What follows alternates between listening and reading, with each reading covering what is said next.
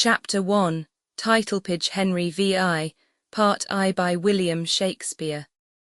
Imprint this ebook is the product of many hours of hard work by volunteers for standard ebooks, and builds on the hard work of other literature lovers made possible by the public domain. This particular ebook is based on a transcription from Massachusetts Institute of Technology and on digital scans from the Hathaway Trust Digital Library. The source text and artwork in this ebook are believed to be in the United States public domain. That is, they are believed to be free of copyright restrictions in the United States. They may still be copyrighted in other countries, so users located outside of the United States must check their local laws before using this ebook. The creators of and contributors to this ebook dedicate their contributions to the worldwide public domain via the terms in the CC 01. 0 Universal Public Domain Dedication.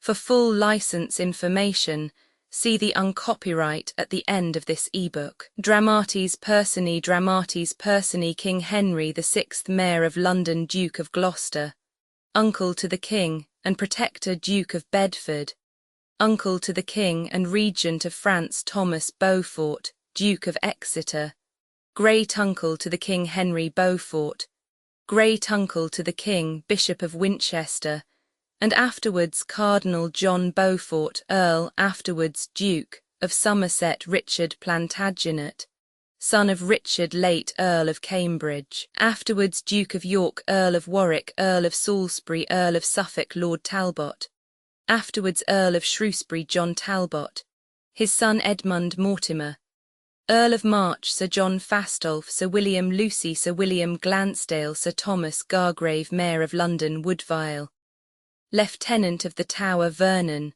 of the White Rose or York faction Basset, of the Red Rose or Lancaster faction a lawyer Mortimer's keepers Charles, Dauphin, and afterwards King of France Réignier, Duke of Anjou, and titular King of Naples, Duke of Burgundy, Duke of Alençon, bastard of Orleans, Governor of Paris, Master Gunner of Orleans, and his son General of the French forces in Bordeaux, a French sergeant, a porter, an old shepherd, father to Joan La Pucelle Margaret, daughter to Réignier, afterwards married to King Henry, Countess of Auvergne Joan La Pucelle, commonly called Joan of Arc, lords, warders of the Tower, heralds, officers, soldiers, messengers, and attendants fiends appearing to La Pucelle scene, partly in England and partly in France. Standard eBooks is a volunteer-driven project that produces ebook editions of public domain literature using modern typography, technology, and editorial standards,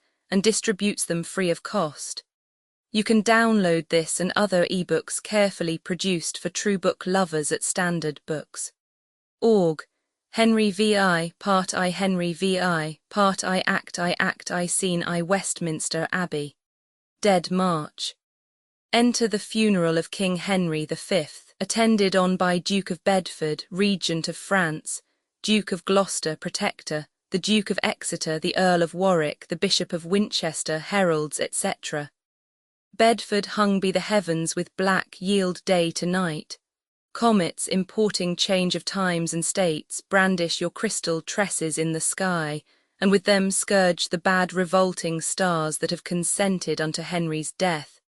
King Henry V, too famous to live long.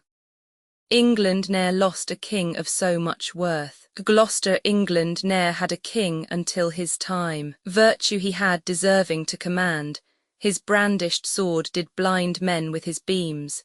His arms spread wider than a dragon's wings, his sparking eyes, replete with wrathful fire, more dazzled and drove back his enemies than midday sun fierce bent against their faces. What should I say?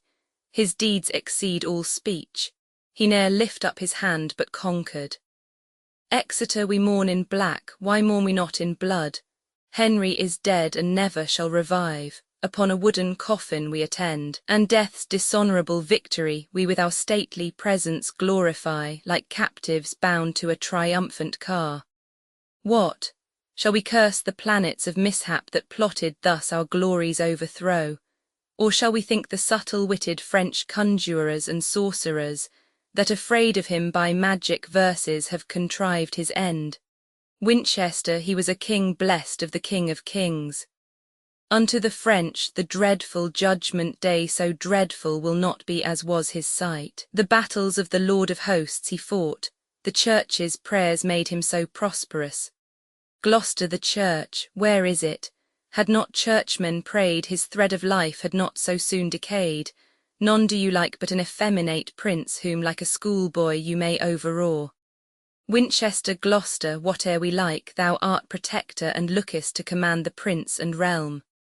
Thy wife is proud, she holdeth thee in awe more than God or religious churchmen may. Gloucester, name not religion, for thou lovest the flesh, and ne'er throughout the year to church thou goest except it be to pray against thy foes.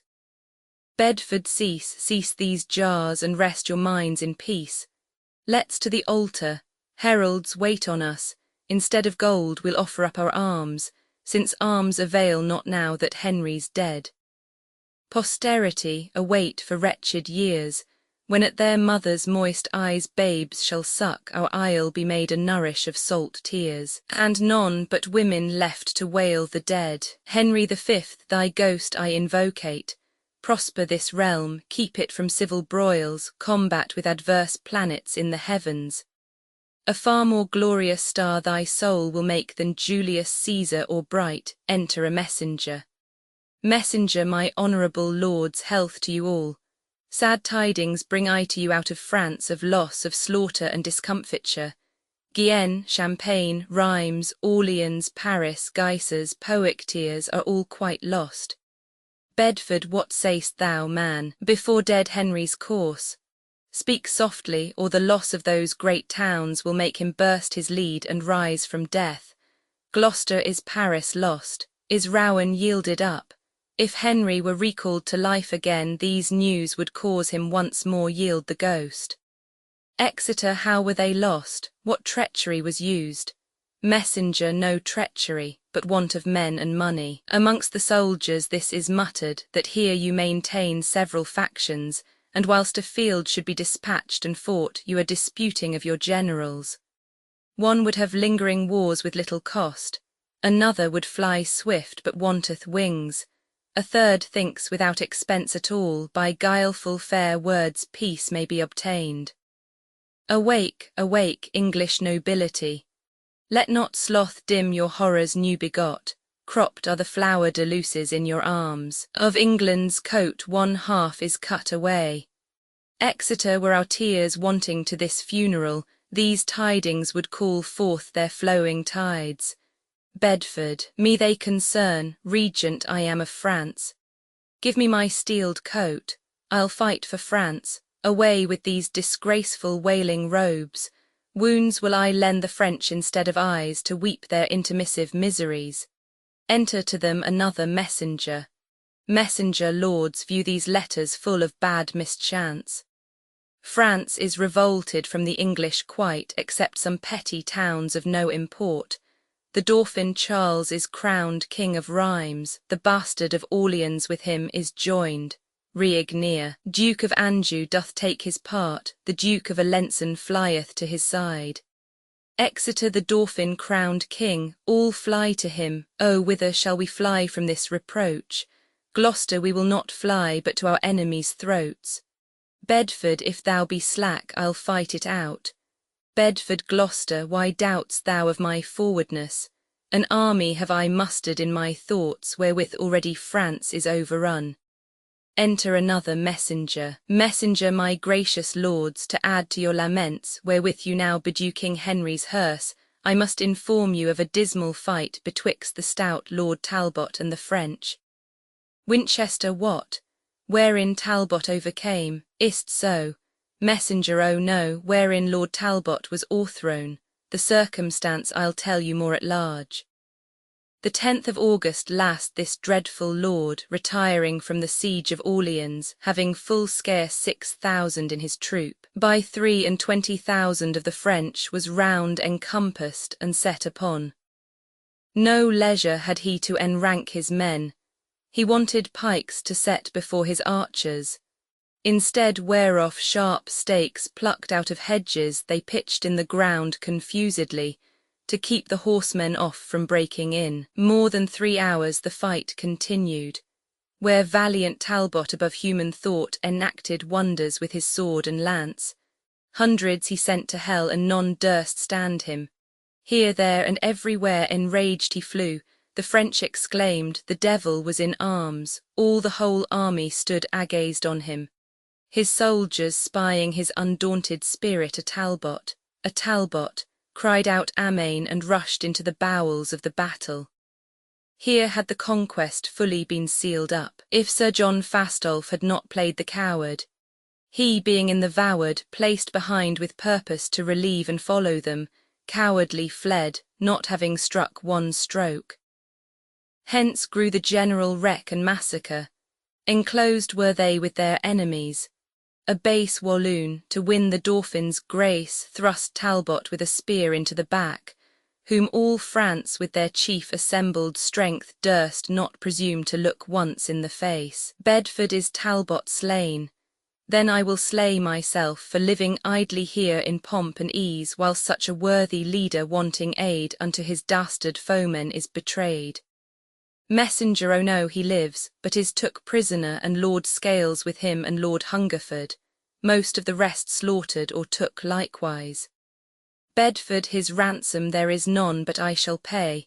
I'll hale the Dauphin headlong from his throne. His crown shall be the ransom of my friend. 4 of their lords I'll change for one of ours. Farewell, my masters, to my task will I.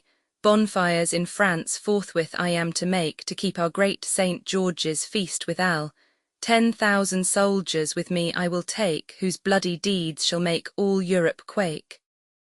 Messenger, so you had need, for Orleans is besieged. The English army is grown weak and faint. The Earl of Salisbury craveth supply, and hardly keeps his men from mutiny, since they so few watch such a multitude. Exeter, remember, lords, your oaths to Henry sworn, either to quell the Dauphin utterly, or bring him in obedience to your yoke. Bedford, I do remember it, and here take my leave to go about my preparation. Exit. Gloucester, I'll to the Tower with all the haste I can to view the artillery and munition, and then I will proclaim young Henry king. Exit. Exeter to Eltham will I, where the young king is, being ordained his special governor, and for his safety there I'll best devise. Exit. Winchester each hath his place and function to attend. I am left out, for me nothing remains. But long I will not be Jack out of office. The king from Eltham I intend to steal, and sit at chiefest stern of public weal. Exeunt, scene Roman II France, before Orleans, sound a flourish. Enter Charles, Alençon, and Régnier, marching with drum and soldiers. Charles mars his true moving, even as in the heavens so in the earth, to this day is not known. Late did he shine upon the English side. Now we are victors, upon us he smiles. What towns of any moment but we have?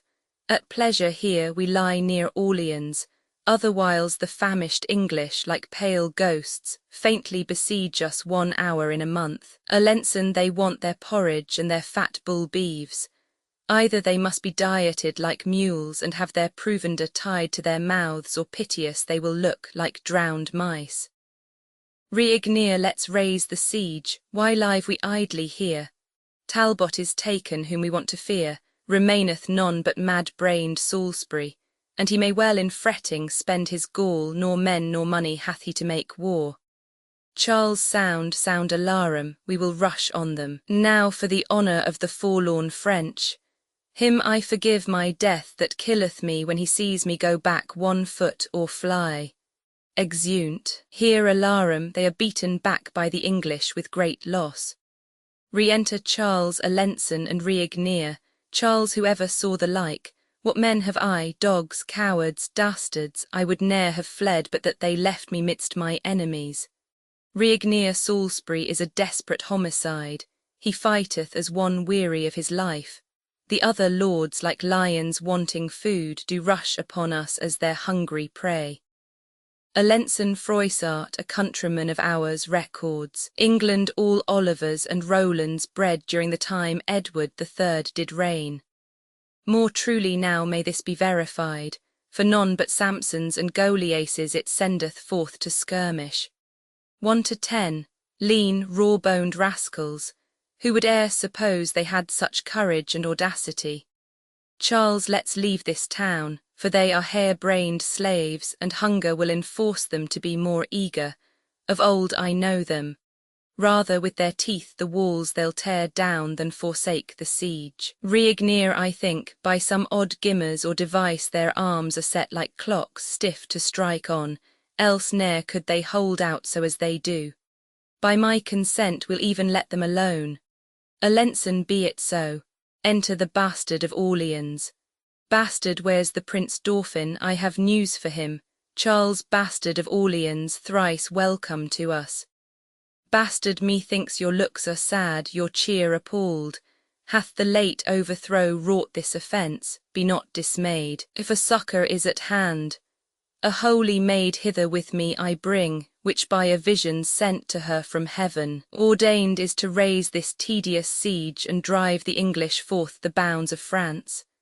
The spirit of deep prophecy she hath, exceeding the 9 Sibyls of old Rome, what's past and what's to come she can discray. Speak, shall I call her in? Believe my words, for they are certain and unfallible. Charles, go, call her in. Exit, bastard.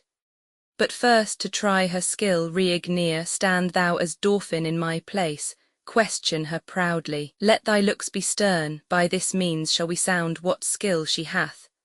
Re-enter the bastard of Orleans with Joan la Pucelle. Reigneir, fair maid, is't thou wilt do these wondrous feats? Pucelle, Reigneir, is't thou that thinkest to beguile me? Where is the Dauphin? Come, come from behind, I know thee well though never seen before. Be not amazed, there's nothing hid from me, in private will I talk with thee apart. Stand back, you lords, and give us leave a while. Reigneir she takes upon her bravely at first dash. Pucelle, Dauphin, I am by birth a shepherd's daughter, my wit untrained in any kind of art. Heaven and Our Lady gracious hath it pleased to shine on my contemptible estate.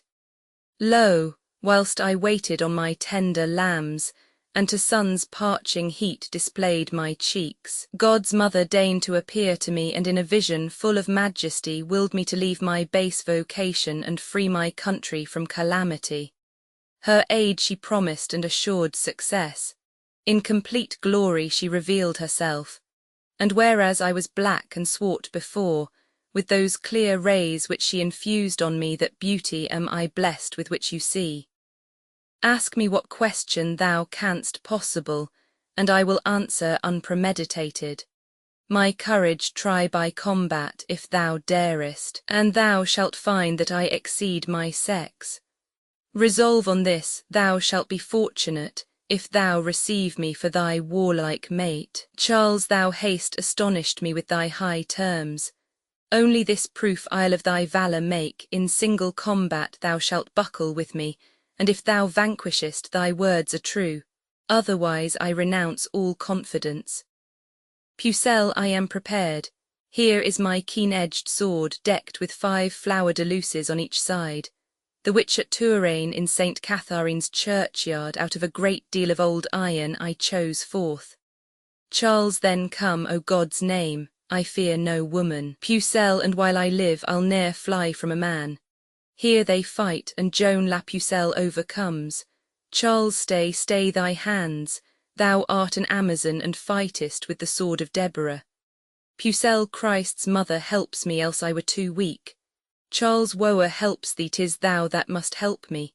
Impatiently I burn with thy desire, my heart and hands thou hast at once subdued. Excellent Pucelle, if thy name be so, let me thy servant and not sovereign be. 'Tis the French Dauphin's sooth to thee thus, Pucelle, I must not yield to any rites of love, for my profession's sacred from above. When I have chased all thy foes from hence, then will I think upon a recompense. Charles, meantime look gracious on thy prostrate thrall. Reignier, my lord, methinks, is very long in talk. Alençon, doubtless, he shrives this woman to her smock, else ne'er could he so long protract his speech. Reignier, shall we disturb him, since he keeps no mean? Alençon, he may mean more than we poor men do know.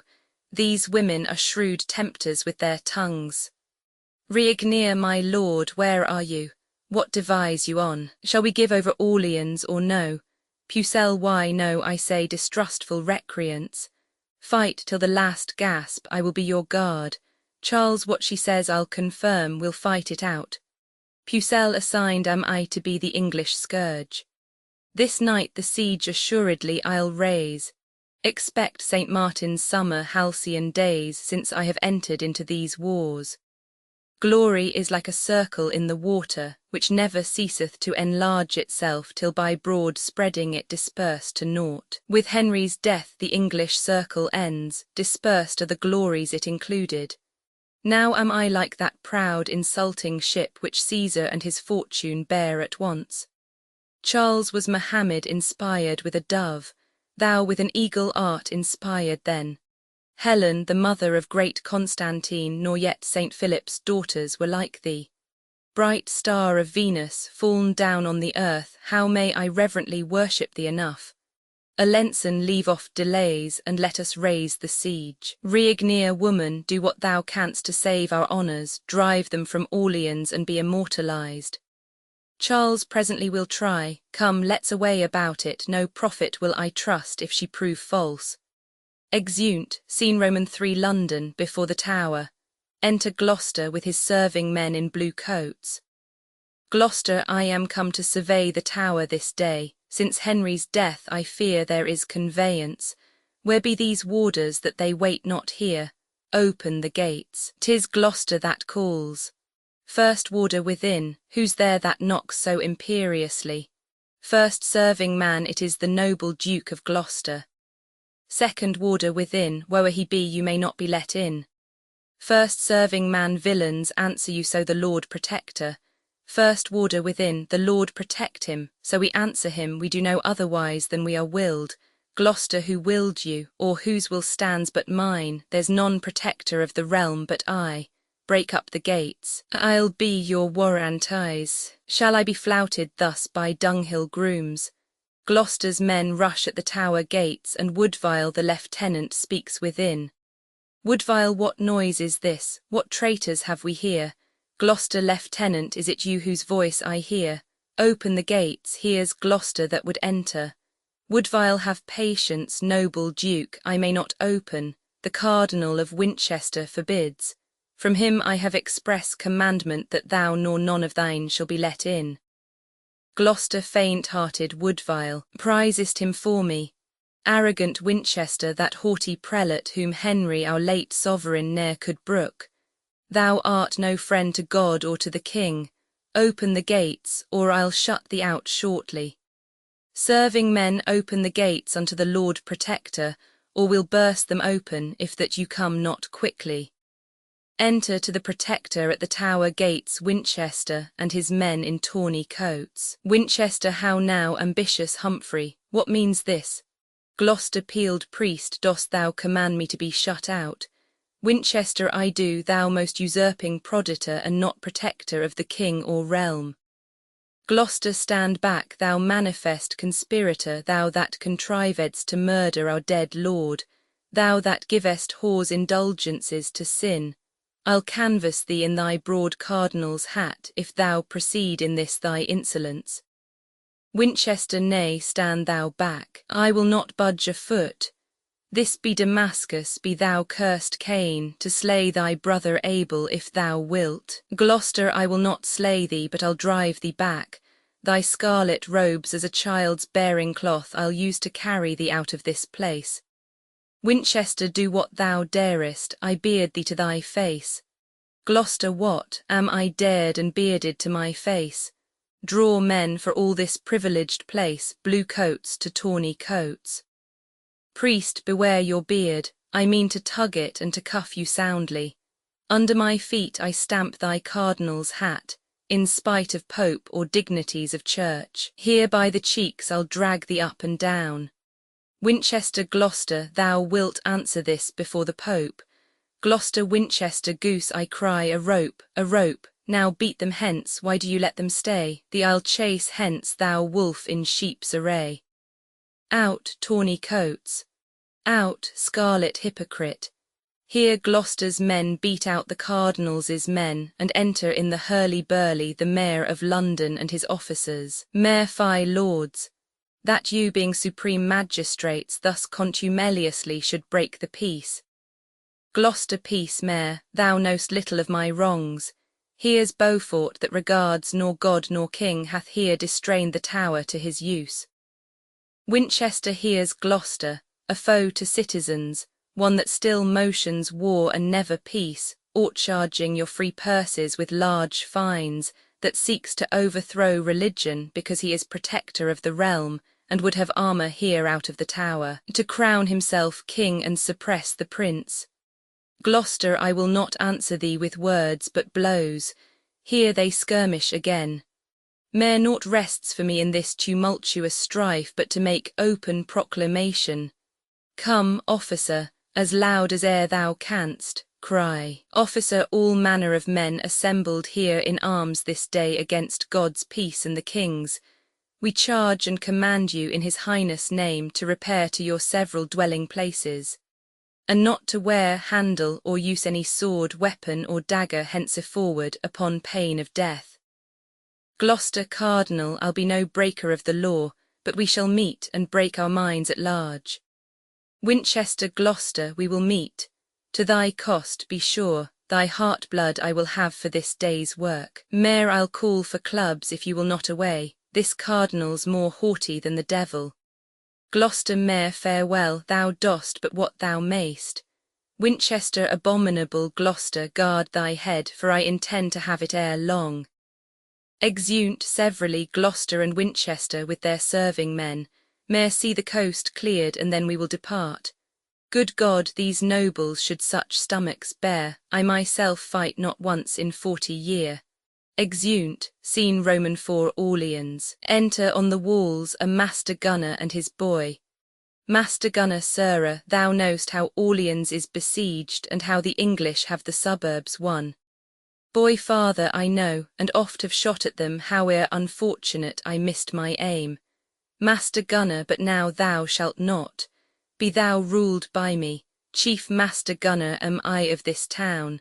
Something I must do to procure me grace.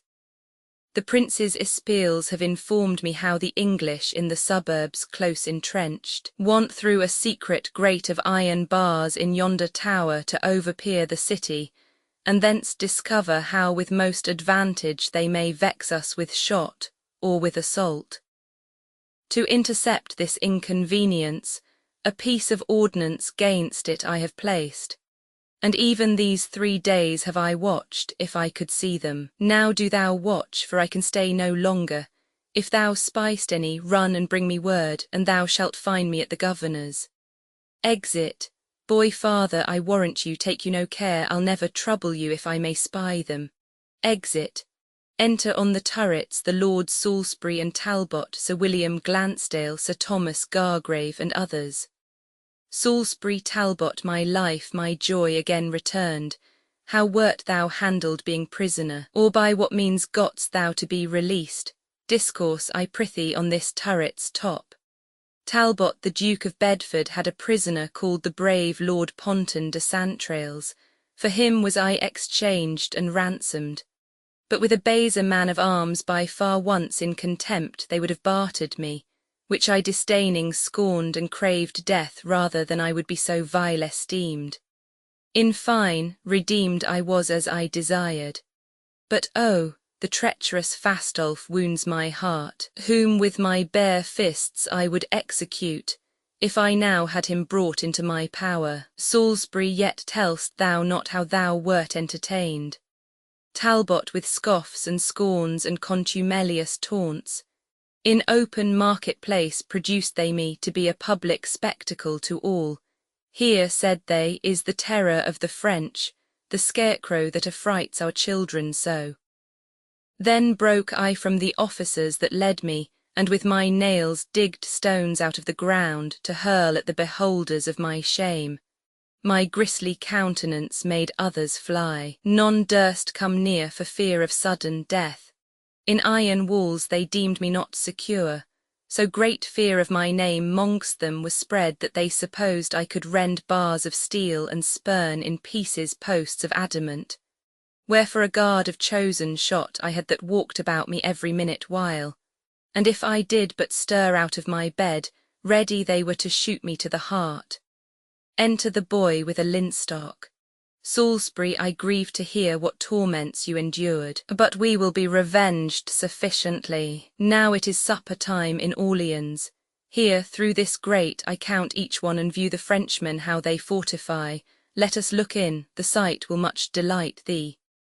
Sir Thomas Gargrave and Sir William Glansdale, let me have your express opinions where is best place to make our battery next.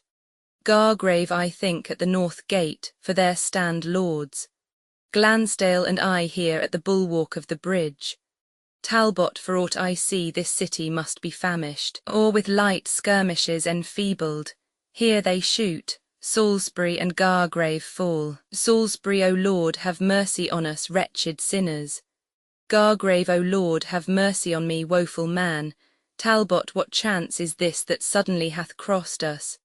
Speak, Salisbury, at least if thou canst speak, how farest thou, mirror of all martial men?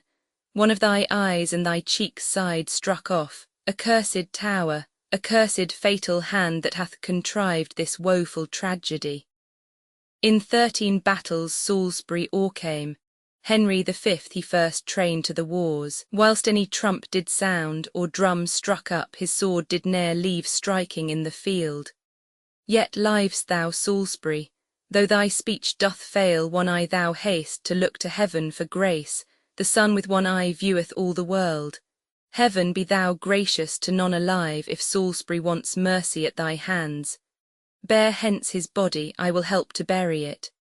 Sir Thomas Gargrave, haste thou any life, speak unto Talbot, nay, look up to him. Salisbury, cheer thy spirit with this comfort. Thou shalt not die whiles he beckons with his hand and smiles on me, as who should say, when I am dead and gone, remember to avenge me on the French. Plantagenet I will, and like thee Nero, play on the lute, beholding the towns burn. Wretched shall France be only in my name. Hear an alarum, and it thunders and lightens. What stir is this? What tumults in the heavens? Whence cometh this alarum and the noise? Enter a messenger. Messenger, my lord, the French have gathered head. The Dauphin, with one Joan la Pucelle joined, a holy prophetess new risen up, is come with a great power to raise the siege. Here Salisbury lifteth himself up and groans. Talbot, hear how dying Salisbury doth groan. It irks his heart he cannot be revenged. Frenchmen, I'll be a Salisbury to you. Pucelle or Puzzle, Dolphin or Dogfish, your hearts I'll stamp out with my horse's heels, and make a quagmire of your mingled brains. Convey me Salisbury into his tent, and then we'll try what these dastard Frenchmen dare. Alarum, exeunt, scene v the same. Here an alarum again, and Talbot pursueth the Dauphin and driveth him. Then enter Joan la Pucelle, driving Englishmen before her, and exit after them, then re-enter Talbot. Talbot, where is my strength, my valour, and my force? Our English troops retire, I cannot stay them, a woman clad in armour chaseth them. Re-enter la Pucelle. Here she comes. I'll have a bout with thee, devil or devils, damn, I'll conjure thee. Blood will I draw on thee, thou art a witch, and straightway give thy soul to him thou servest. Pucelle, come, 'tis only I that must disgrace thee. Here they fight. Talbot, heavens, can you suffer hell so to prevail? My breast I'll burst with straining of my courage, and from my shoulders crack my arms asunder, but I will chastise this high-minded strumpet. they fight again. Pucelle, Talbot, farewell, thy hour is not yet come, I must go victual Orleans forthwith. A short alarum, then enter the town with soldiers. O'ertake me if thou canst, I scorn thy strength. Go, go, cheer up thy hungry starved men, help Salisbury to make his testament, this day is ours as many more shall be. Exit. Talbot, my thoughts are whirled like a potter's wheel. I know not where I am, nor what I do, a witch by fear, not force, like Hannibal, drives back our troops and conquers as she lists. So bees with smoke and doves with noisome stench are from their hives and houses driven away. They called us for our fierceness English dogs, now like to whelps we crying run away. A short alarum. Hark, countrymen, either renew the fight or tear the lions out of England's coat. Renounce your soil, give sheep in lions' stead. Sheep run not half so treacherous from the wolf, or horse or oxen from the leopard, as you fly from your oft subdued slaves. Alarum, here another skirmish. It will not be, retire into your trenches, you all consented unto Salisbury's death, for none would strike a stroke in his revenge. Pucelle is entered into Orleans in spite of us or aught that we could do. Oh, would I were to die with Salisbury, the shame hereof will make me hide my head. Exit Talbot. Alarum, retreat, flourish, scene vi the same. Enter on the walls La Pucelle, Charles, Riegnier, Alençon and soldiers. Pucelle advance our waving colours on the walls. Rescued is Orleans from the English. Thus Joan La Pucelle hath performed her word. Charles, divinest creature, Astria's daughter, how shall I honour thee for this success? Thy promises are like Adonis' gardens that one day bloomed and fruitful were the next. France, triumph in thy glorious prophetess. Recovered is the town of Orleans. More blessed hap did ne'er befall our state. Riegnier, why ring not out the bells aloud throughout the town? Dauphin, command the citizens make bonfires and feast and banquet in the open streets, to celebrate the joy that God hath given us. Alençon, all France will be replete with mirth and joy, when they shall hear how we have played the men. Charles, 'tis Joan, not we, by whom the day is won, for which I will divide my crown with her, and all the priests and friars in my realm shall in procession sing her endless praise. A statelier Pyramis to her I'll rear than Rhodops or Memphis ever was. In memory of her when she is dead, her ashes, in an urn more precious than the rich jewelled of Darius, transported shall be at high festivals before the kings and queens of France. No longer on Saint Denis will we cry, but Joan La Pucelle shall be France's saint. Come in and let us banquet royally after this golden day of victory. Flourish. Exeunt. Act Roman 2, Act Roman 2, scene I before Orleans. Enter a sergeant of a band with 2 sentinels. Sergeant, sirs, take your places and be vigilant. If any noise or soldier you perceive near to the walls, by some apparent sign let us have knowledge at the court of guard. First sentinel, sergeant, you shall. Exit sergeant. Thus are poor servitors, when others sleep upon their quiet beds, constrained to watch in darkness, rain and cold. Enter Talbot, Bedford, Burgundy, and forces with scaling ladders, their drums beating a dead march. Talbot, Lord Regent, and redoubted Burgundy, by whose approach the regions of Artois, Wallon and Picardy are friends to us. This happy night the Frenchmen are secure, having all day caroused and banqueted. Embrace we then this opportunity as fitting best to quittance their deceit contrived by art and baleful sorcery. Bedford, coward of France, how much he wrongs his fame, despairing of his own arm's fortitude, to join with witches and the help of hell. Burgundy traitors have never other company, but what's that Pucelle whom they term so pure? Talbot a maid, they say, Bedford a maid, and be so martial. Burgundy, pray God she prove not masculine ere long, if underneath the standard of the French she carry armour as she hath begun. Talbot, well, let them practise and converse with spirits. God is our fortress, in whose conquering name let us resolve to scale their flinty bulwarks. Bedford ascend, brave Talbot, we will follow thee. Talbot not altogether, better far I guess that we do make our entrance several ways, that if it chance the one of us do fail, the other yet may rise against their force. Bedford agreed, I'll to yond corner, Burgundy and I to this, Talbot and here will Talbot mount or make his grave. Now Salisbury for thee and for the right of English Henry shall this night appear how much in duty I am bound to both. Sentinels arm, arm, the enemy doth make assault. Cry, St. George, a Talbot, the French leap over the walls in their shirts. Enter several ways the bastard of Orleans, Alençon and Reignier, half ready and half unready. Alençon, how now, my lords, what all unready so? Bastard unready, aye, and glad we scaped so well. Reignier, 'twas time, I trow, to wake and leave our beds, hearing alarums at our chamber doors.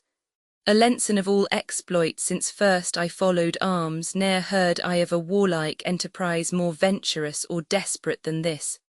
Bastard, I think this Talbot be a fiend of hell.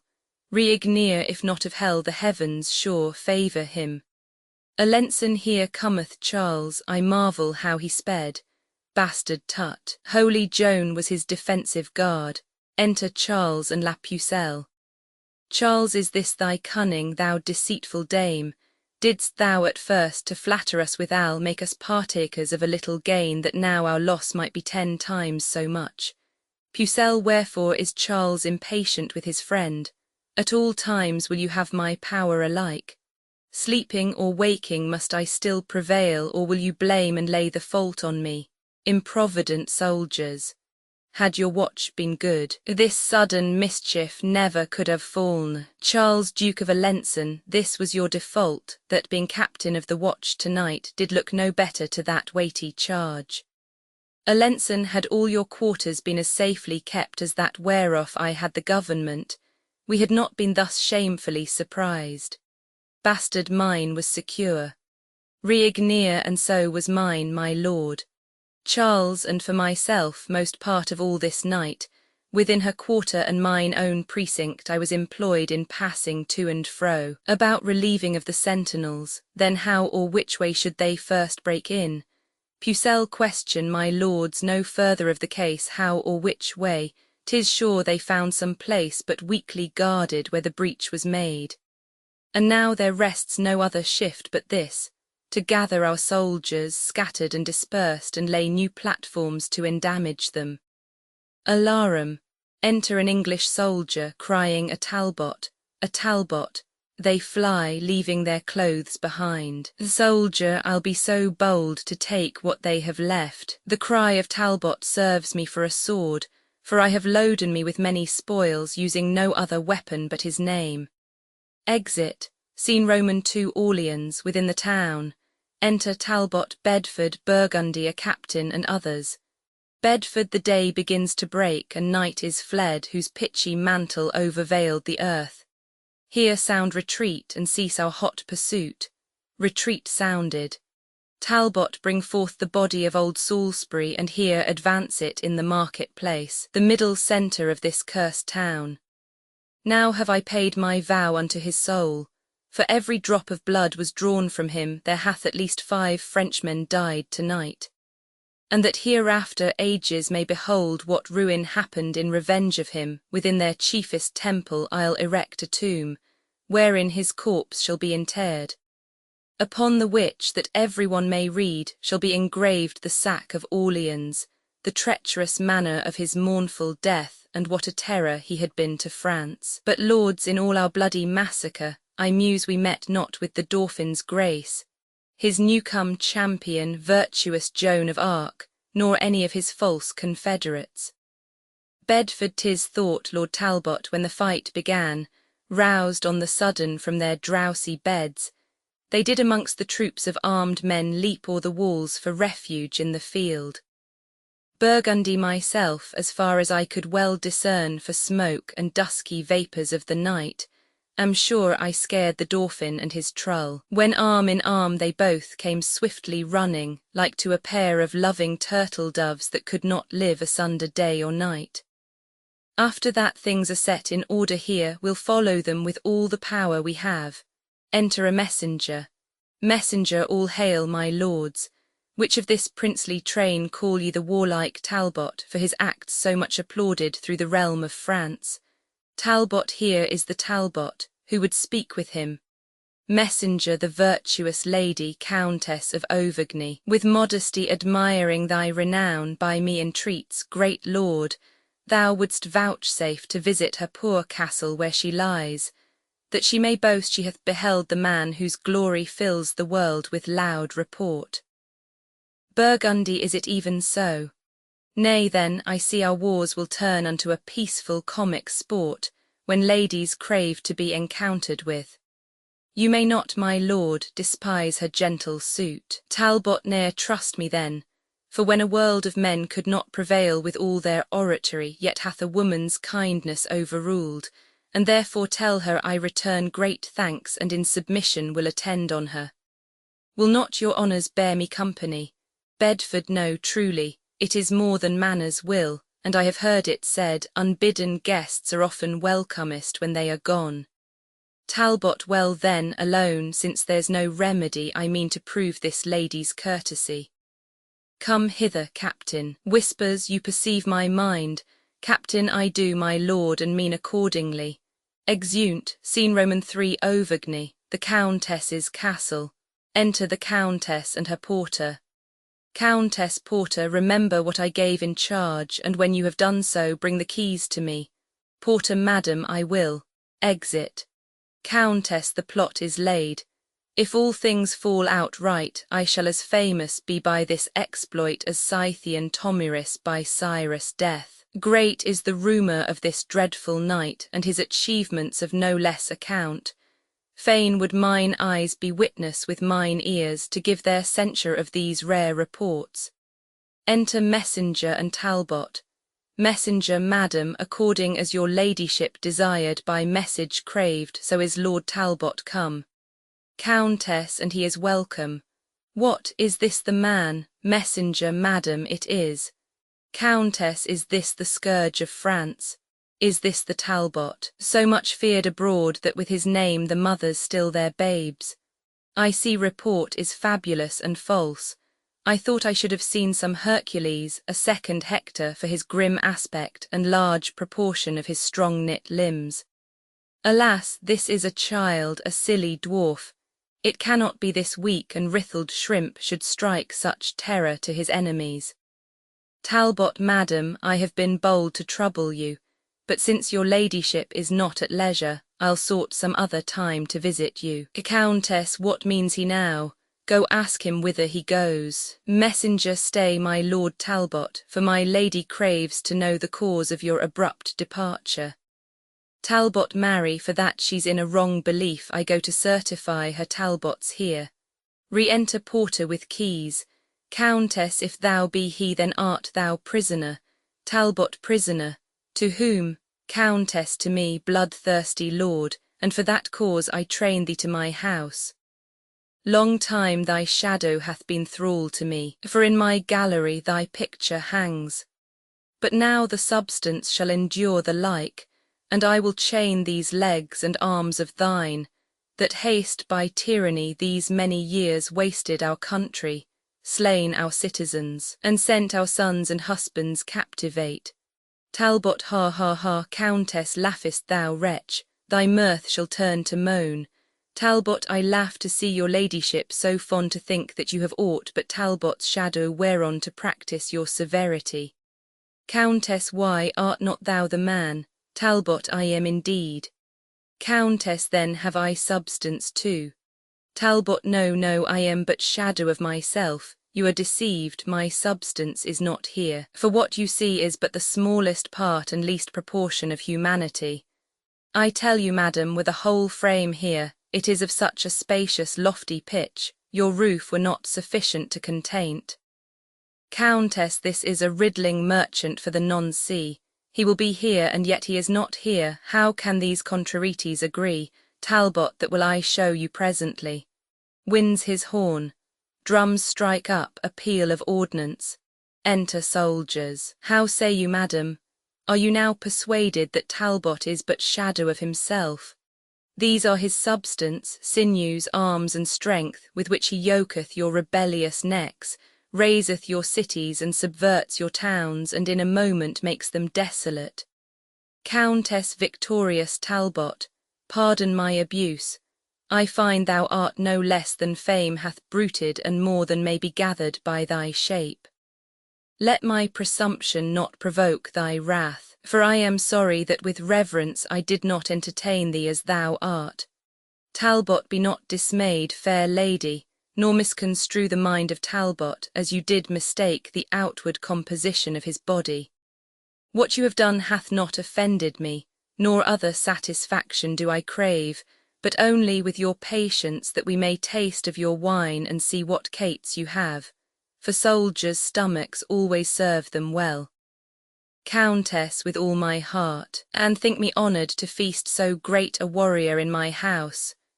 Exeunt, scene Roman IV, London, the Temple Garden. Enter the Earls of Somerset, Suffolk, and Warwick, Richard Plantagenet, Vernon, and another lawyer. Plantagenet, great lords and gentlemen, what means this silence? Dare no man answer in a case of truth? Suffolk, within the Temple Hall we were too loud, the garden here is more convenient. Plantagenet, then say at once if I maintain the truth, or else was wrangling Somerset in the error.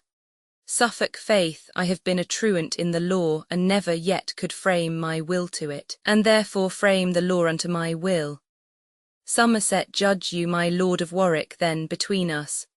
Warwick, between two hawks which flies the higher pitch, between two dogs which hath the deeper mouth, between two blades which bears the better temper, between two horses which doth bear him best, between two girls which hath the merriest eye.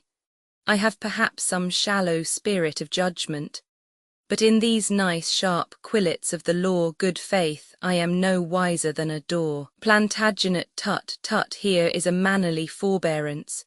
The truth appears so naked on my side that any purblind eye may find it out. Somerset, and on my side it is so well apparelled, so clear, so shining, and so evident that it will glimmer through a blind man's eye. Plantagenet, since you are tongue-tied and so loath to speak, in dumb significance proclaim your thoughts. Let him that is a true-born gentleman and stands upon the honour of his birth, if he suppose that I have pleaded truth, from off this briar pluck a white rose with me. Somerset, let him that is no coward nor no flatterer, but dare maintain the party of the truth, pluck a red rose from off this thorn with me.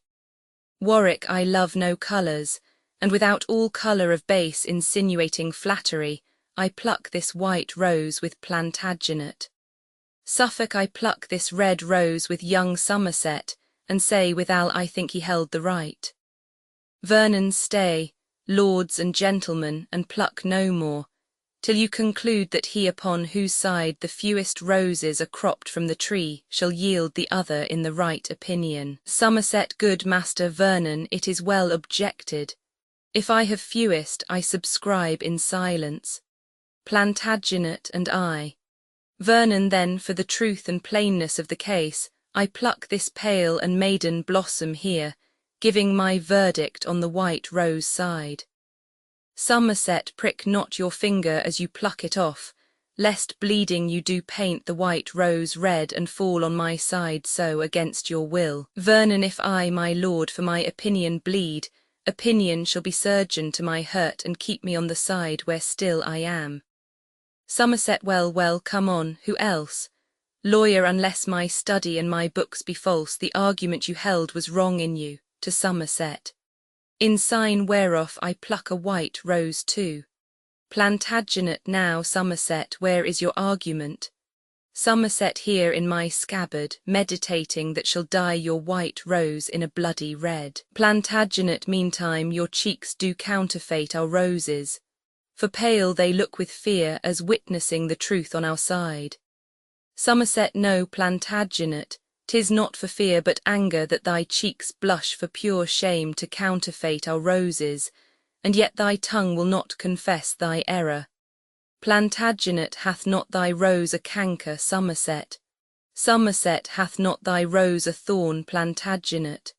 Plantagenet, eye sharp and piercing to maintain his truth, whiles thy consuming canker eats his falsehood. Somerset, well, I'll find friends to wear my bleeding roses that shall maintain what I have said is true, where false Plantagenet dare not be seen.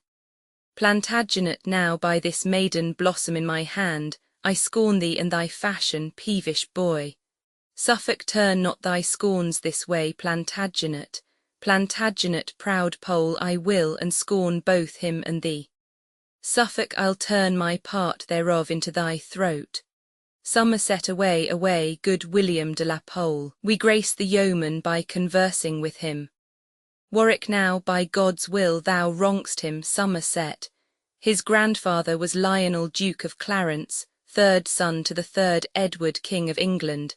Spring crestless yeomen from so deep a root. Plantagenet, he bears him on the place's privilege, or durst not, for his craven heart, say thus. Somerset, by him that made me, I'll maintain my words on any plot of ground in Christendom. Was not thy father, Richard, Earl of Cambridge, for treason executed in our late king's days? And by his treason stand'st not thou attainted, corrupted, and exempt from ancient gentry? His trespass yet lives guilty in thy blood. Until thou be restored, thou art a yeoman. Plantagenet, my father, was attached, not attainted, condemned to die for treason, but no traitor. And that I'll prove on better men than Somerset, were growing time once ripened to my will. For your partaker, Pole, and you yourself, I'll note you in my book of memory, to scourge you for this apprehension. Look to it well and say you are well warned. Somerset, thou shalt find us ready for thee still, and know us by these colours for thy foes, for these my friends in spite of thee shall wear. Plantagenet, and by my soul this pale and angry rose, as cognizance of my blood-drinking hate, will I forever and my faction wear, until it wither with me to my grave or flourish to the height of my degree. Suffolk, go forward and be choked with thy ambition, and so farewell until I meet thee next. Exit. Somerset, have with thee Pole. Farewell, ambitious Richard. Exit. Plantagenet, how I am braved and must perforce endure it. Warwick, this blot that they object against your house shall be wiped out in the next Parliament called for the truce of Winchester and Gloucester. And if thou be not then created York, I will not live to be accounted Warwick. Meantime, in signal of my love to thee against proud Somerset and William Pole, will I upon thy party wear this rose. And here I prophesy, this brawl today grown to this faction in the Temple Garden shall send between the red rose and the white 1,000 souls to death and deadly night. Plantagenet, good Master Vernon, I am bound to you that you on my behalf would pluck a flower. Vernon, in your behalf still will I wear the same. Lawyer, and so will I. Plantagenet, thanks, gentle sir. Come, let us for to dinner. I dare say this quarrel will drink blood another day. Exeunt. Scene V. The Tower of London.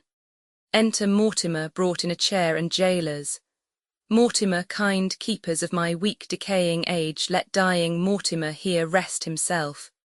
Even like a man new haled from the rack, so fare my limbs with long imprisonment, and these grey locks, the pursuivants of death, Nestor-like, aged in an age of care, argue the end of Edmund Mortimer. These eyes, like lamps whose wasting oil is spent, wax dim as drawing to their exigent. Weak shoulders, overborne with burthening grief, and pithless arms, like to a withered vine that droops his sapless branches to the ground.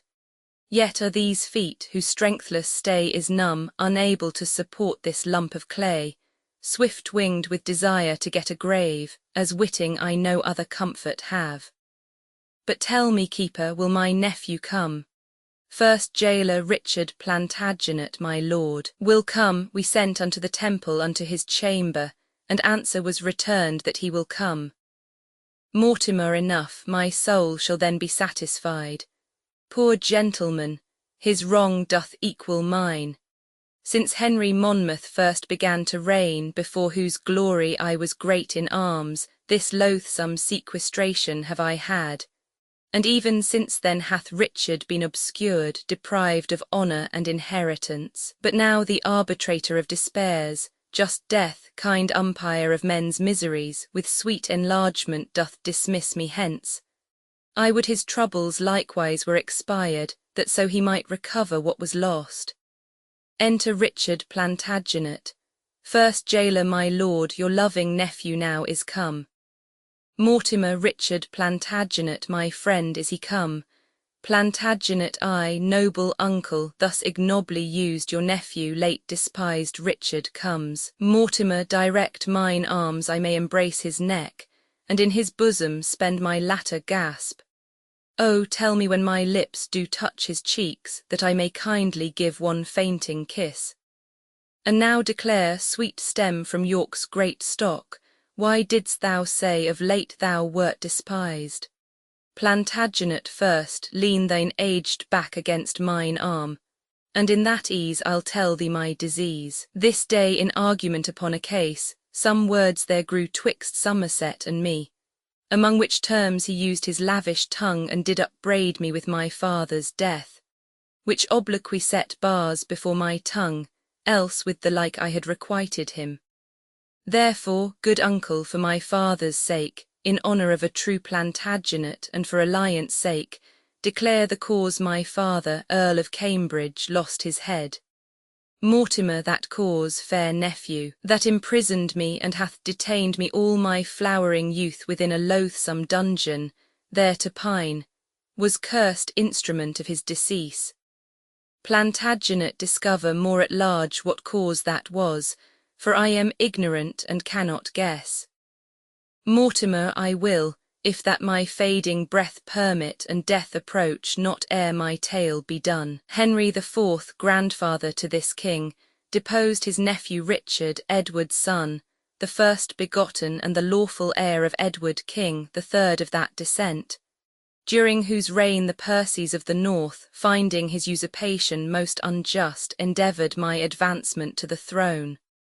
The reason moved these warlike lords to this was, for that young King Richard thus removed, leaving no heir begotten of his body. I was the next by birth and parentage, for by my mother I derived am from Lionel Duke of Clarence, the third son to King Edward III, whereas he from John of Gaunt doth bring his pedigree, being but fourth of that heroic line.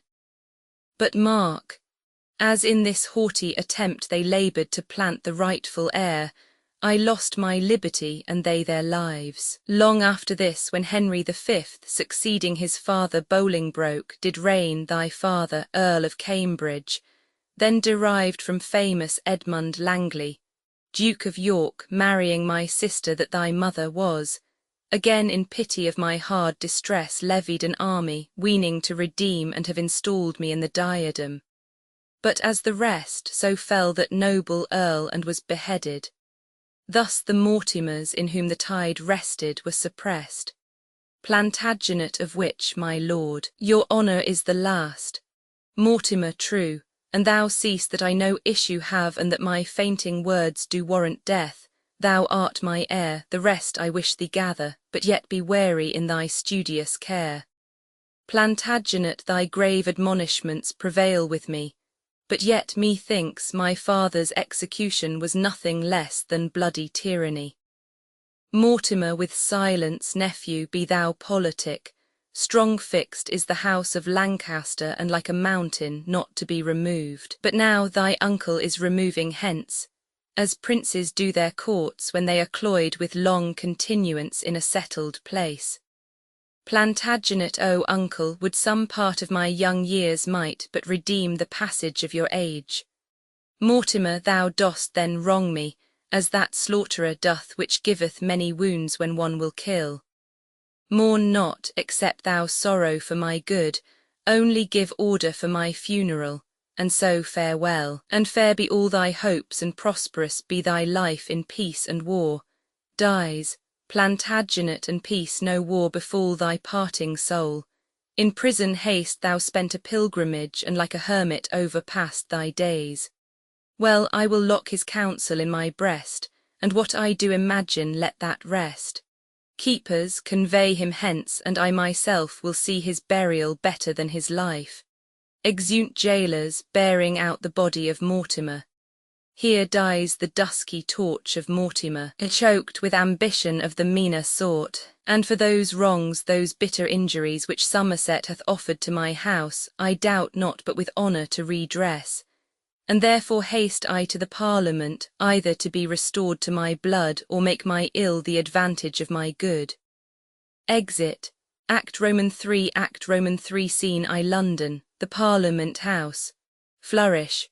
Enter King, Exeter, Gloucester, Warwick, Somerset and Suffolk, the Bishop of Winchester, Richard Plantagenet and others. Gloucester offers to put up a bill. Winchester snatches it and tears it. Winchester, commence thou with deep premeditated lines, with written pamphlets studiously devised, Humphrey of Gloucester. If thou canst accuse or aught intents to lay unto my charge, do it without invention suddenly, as I with sudden and extemporal speech purpose to answer what thou canst object. Gloucester, presumptuous priest, this place commands my patience, or thou shouldst find thou hast dishonoured me. Think not, although in writing I preferred the manner of thy vile outrageous crimes, that therefore I have forged, or am not able verbatim to rehearse the method of my pen. No, prelate, such is thy audacious wickedness, thy lewd, pestiferous and dissentious pranks, as very infants prattle of thy pride. Thou art a most pernicious usurer, forward by nature, enemy to peace. Lascivious, wanton, more than well beseems a man of thy profession and degree. And for thy treachery, what's more manifest, in that thou laidst a trap to take my life, as well at London Bridge as at the Tower. Beside, I fear me, if thy thoughts were sifted, the king, thy sovereign, is not quite exempt from envious malice of thy swelling heart. Winchester, Gloucester, I do defy thee. Lords, vouchsafe to give me hearing what I shall reply. If I were covetous, ambitious, or perverse, as he will have me, how am I so poor? Or how haps it I seek not to advance or raise myself, but keep my wonted calling?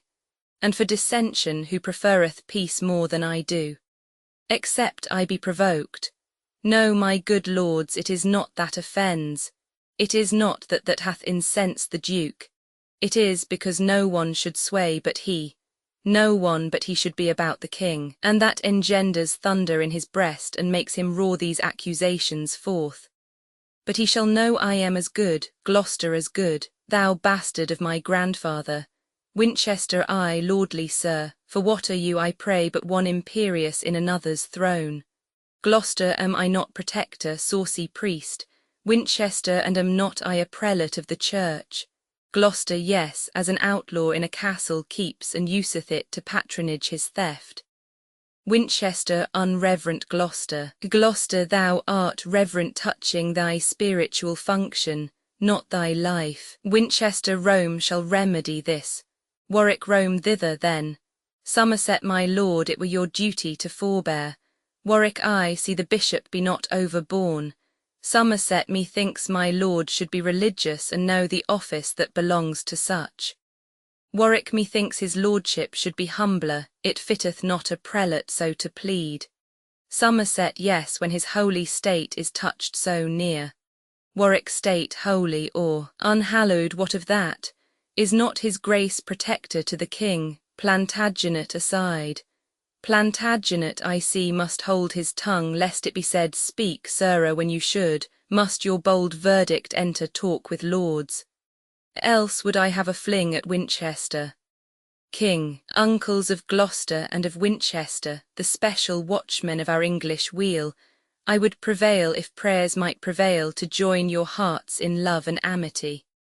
Oh, what a scandal is it to our crown, that two such noble peers as ye should jar! Believe me, lords, my tender years can tell civil dissension is a viperous worm that gnaws the bowels of the commonwealth. A noise within, down with the tawny coats. What tumult's this? Warwick, an uproar I dare warrant, begun through malice of the bishop's men. A noise again, stones, stones. Enter Mayor. Mayor, oh, my good lords and virtuous Henry, pity the city of London, pity us.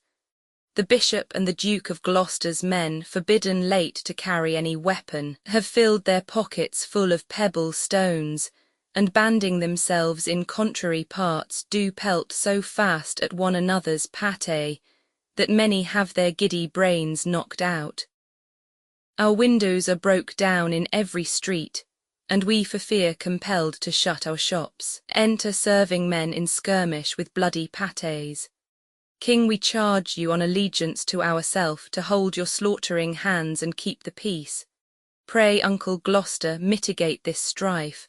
First serving man, nay, if we be forbidden stones, we'll fall to it with our teeth. Second serving man, do what ye dare, we are as resolute. Skirmish again. Gloucester, you of my household, leave this peevish broil and set this unaccustomed fight aside.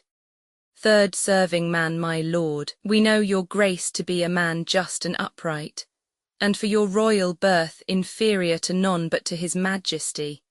And ere that we will suffer such a prince, so kind a father of the commonweal, to be disgraced by an incorn mate, we and our wives and children all will fight and have our bodies slaughtered by thy foes.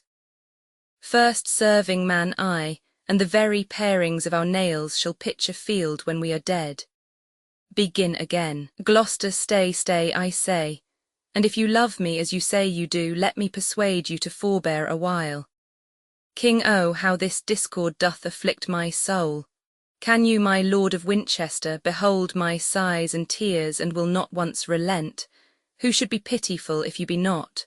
Or who should study to prefer a peace if holy churchmen take delight in broils? Warwick, yield, my Lord Protector. Yield, Winchester, except you mean with obstinate repulse to slay your sovereign and destroy the realm. You see what mischief and what murder too hath been enacted through your enmity. Then be at peace, except ye thirst for blood. Winchester, he shall submit, or I will never yield. Gloucester, compassion on the king commands me stoop, or I would see his heart out, ere the priest should ever get that privilege of me. Warwick, behold, my Lord of Winchester, the Duke hath banished moody discontented fury, as by his smoothed brows it doth appear. Why look you still so stern and tragical? Gloucester, here, Winchester, I offer thee my hand. King Fie, Uncle Beaufort, I have heard you preach that malice was a great and grievous sin, and will not you maintain the thing you teach, but prove a chief offender in the same? Warwick, sweet king, the bishop hath a kindly gird. For shame, my Lord of Winchester, relent. What shall a child instruct you what to do? Winchester, well, Duke of Gloucester, I will yield to thee. Love for thy love, and hand for hand I give. Gloucester aside. Ay, but I fear me with a hollow heart. See here, my friends and loving countrymen, this token serveth for a flag of truce betwixt ourselves and all our followers. So help me God as I dissemble not. Winchester aside. So help me God as I intend it not. King, O loving uncle, kind Duke of Gloucester, how joyful am I made by this contract. Away, my masters, trouble us no more, but join in friendship as your lords have done. First serving man content, I'll to the surgeons. Second serving man, and so will I. Third serving man, and I will see what physic the tavern affords. Exeunt serving men, mayor, etc. Warwick, accept this scroll, most gracious sovereign, which in the right of Richard Plantagenet we do exhibit to your majesty. Gloucester, well urged, my Lord of Warwick, for sweet prince, and if your grace mark every circumstance, you have great reason to do Richard right. Especially for those occasions at Eltham Place I told your majesty. King, and those occasions, uncle, were a force. Therefore, my loving lords, our pleasure is that Richard be restored to his blood. Warwick, let Richard be restored to his blood, so shall his father's wrongs be recompensed. Winchester, as will the rest, so willeth Winchester. King, if Richard will be true, not that alone, but all the whole inheritance I give that doth belong unto the house of York, from whence you spring by lineal descent. Plantagenet, thy humble servant, vows obedience and humble service till the point of death. King, stoop then and set your knee against my foot, and in reguerdon of that duty done, I gird thee with the valiant sword of York. Rise, Richard, like a true Plantagenet, and rise, created princely Duke of York. Plantagenet, and so thrive, Richard, as thy foes may fall, and as my duty springs, so perish they that grudge one thought against your majesty. All welcome, high prince, the mighty Duke of York, Somerset aside. Perish, base prince, ignoble Duke of York. Gloucester, now will it best avail your majesty to cross the seas and to be crowned in France. The presence of a king engenders love amongst his subjects and his loyal friends as it disanimates his enemies. King, when Gloucester says the word, King Henry goes, for friendly counsel cuts off many foes. Gloucester, your ships already are in readiness. Senate, flourish, exeunt all but Exeter. Exeter, aye, we may march in England or in France, not seeing what is likely to ensue. This late dissension grown betwixt the peers burns under feigned ashes of forged love, and will at last break out into a flame. As festered members rot but by degree, till bones and flesh and sinews fall away, so will this base and envious discord breed. And now I fear that fatal prophecy which in the time of Henry named the fifth was in the mouth of every sucking babe, that Henry born at Monmouth should win all, and Henry born at Windsor lose all, which is so plain that Exeter doth wish his days may finish ere that hapless time. Exit, scene Roman II, France, before Rouen. Enter La Pucelle disguised, with 4 soldiers with sacks upon their backs. Pucelle, these are the city gates, the gates of Rouen, through which our policy must make a breach. Take heed, be wary how you place your words. Talk like the vulgar sort of market men that come to gather money for their corn. If we have entrance, as I hope we shall, and that we find the slothful watch but weak, I'll by a sign give notice to our friends, that Charles the Dauphin may encounter them. First soldier, our sacks shall be a mean to sack the city, and we be lords and rulers over Rouen, therefore we'll knock. Knocks, watch within qui est là, Pucelle paysans, pauvres gens de France, poor market folks that come to sell their corn. Watch, enter, go in, the market bell is rung. Pucelle, now, Rouen, I'll shake thy bulwarks to the ground. Exeunt.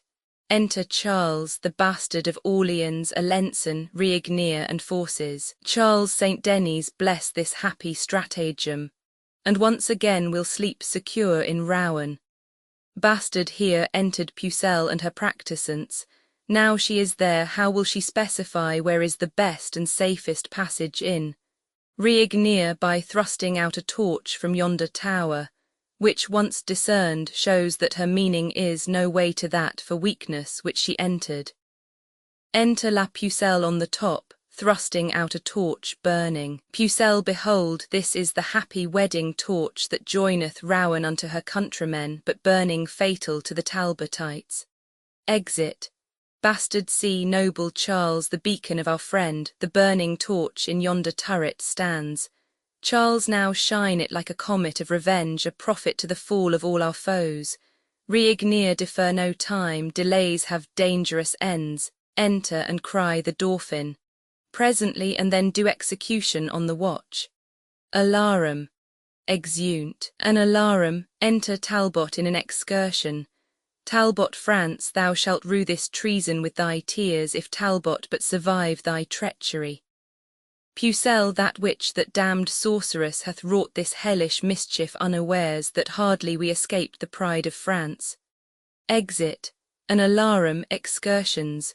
Bedford brought in sick in a chair. Enter Talbot and Burgundy without, Within La Pucelle, Charles, Bastard, Alençon, and Riegnier on the walls. Pucelle, good morrow, gallants, want ye corn for bread? I think the Duke of Burgundy will fast before he'll buy again at such a rate. 'Twas full of darnel, do you like the taste? Burgundy, scoff on, vile fiend and shameless courtesan. I trust ere long to choke thee with thine own and make thee curse the harvest of that corn. Charles, your grace may starve perhaps before that time. Bedford, oh, let no words but deeds revenge this treason. Pucelle, what will you do, good grey beard? Break a lance and run a tilt at death within a chair. Talbot, foul fiend of France and hag of all despite, encompassed with thy lustful paramours. Becomes it thee to taunt his valiant age and twit with cowardice a man half dead? Damsel, I'll have a bout with you again, or else let Talbot perish with this shame. Pucelle, are ye so hot, sir? Yet, Pucelle, hold thy peace. If Talbot do but thunder, rain will follow. The English whisper together in council. God speed the Parliament, who shall be the Speaker? Talbot, dare ye come forth and meet us in the field? Pucelle, belike your lordship takes us then for fools, to try if that our own be ours or no. Talbot, I speak not to that railing Hecate, but unto thee, Alençon, and the rest. Will ye, like soldiers, come and fight it out? Alençon, Signia, no. Talbot, Signia, hang, base muletters of France. Like peasant footboys do they keep the walls, and dare not take up arms like gentlemen. Pucelle, away, captains, let's get us from the walls, for Talbot means no goodness by his looks. God be wy you, my lord, we came but to tell you that we are here, exeunt from the walls. Talbot, and there will we be too, ere it be long, or else reproach be Talbot's greatest fame. Thou, Burgundy, by honour of thy house, pricked on by public wrongs sustained in France, either to get the town again or die.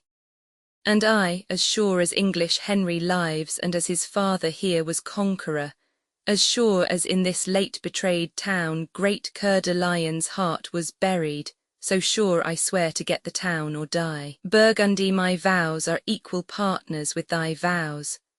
Talbot, but ere we go, regard this dying prince, the valiant Duke of Bedford. Come, my lord, we will bestow you in some better place, fitter for sickness and for crazy age. Bedford, Lord Talbot, do not so dishonour me. Here will I sit before the walls of Rouen, and will be partner of your weal or woe. Burgundy, courageous Bedford, let us now persuade you. Bedford, not to be gone from hence. For once I read that stout Pendragon in his litter sick came to the field and vanquished his foes. Methinks I should revive the soldiers' hearts, because I ever found them as myself. Talbot, undaunted spirit in a dying breast. Then be it so. Heavens keep old Bedford safe. And now no more ado, brave Burgundy, but gather we our forces out of hand and set upon our boasting enemy. Exeunt all but Bedford and attendants. An alarum, excursions. Enter Sir John Fastolf and a captain. Captain, whither away, Sir John Fastolf, in such haste? Fastolf, whither away? To save myself by flight, we are like to have the overthrow again. Captain, what, will you fly and leave Lord Talbot? Fastolf, I, all the Talbots in the world, to save my life. Exit. Captain, cowardly knight, ill fortune follow thee. Exit, retreat, excursions. La Pucelle, Alençon, and Charles fly. Bedford now, quiet soul, depart when heaven please, for I have seen our enemies overthrow. What is the trust or strength of foolish man? They that of late were daring with their scoffs are glad and fain by flight to save themselves. Bedford dies and is carried in by two in his chair. An alarum, re-enter Talbot, Burgundy, and the rest. Talbot lost and recovered in a day again. This is a double honour, Burgundy, yet heavens have glory for this victory. Burgundy warlike and martial Talbot, Burgundy enshrines thee in his heart, and there erects thy noble deeds as valour's monuments. Talbot thanks, gentle Duke. But where is Pucelle now? I think her old familiar is asleep. Now where's the bastards braves and Charles his gleeks? What, all amort? Rowan hangs her head for grief that such a valiant company are fled. Now will we take some order in the town, placing therein some expert officers, and then depart to Paris to the king, for there young Henry with his nobles lie.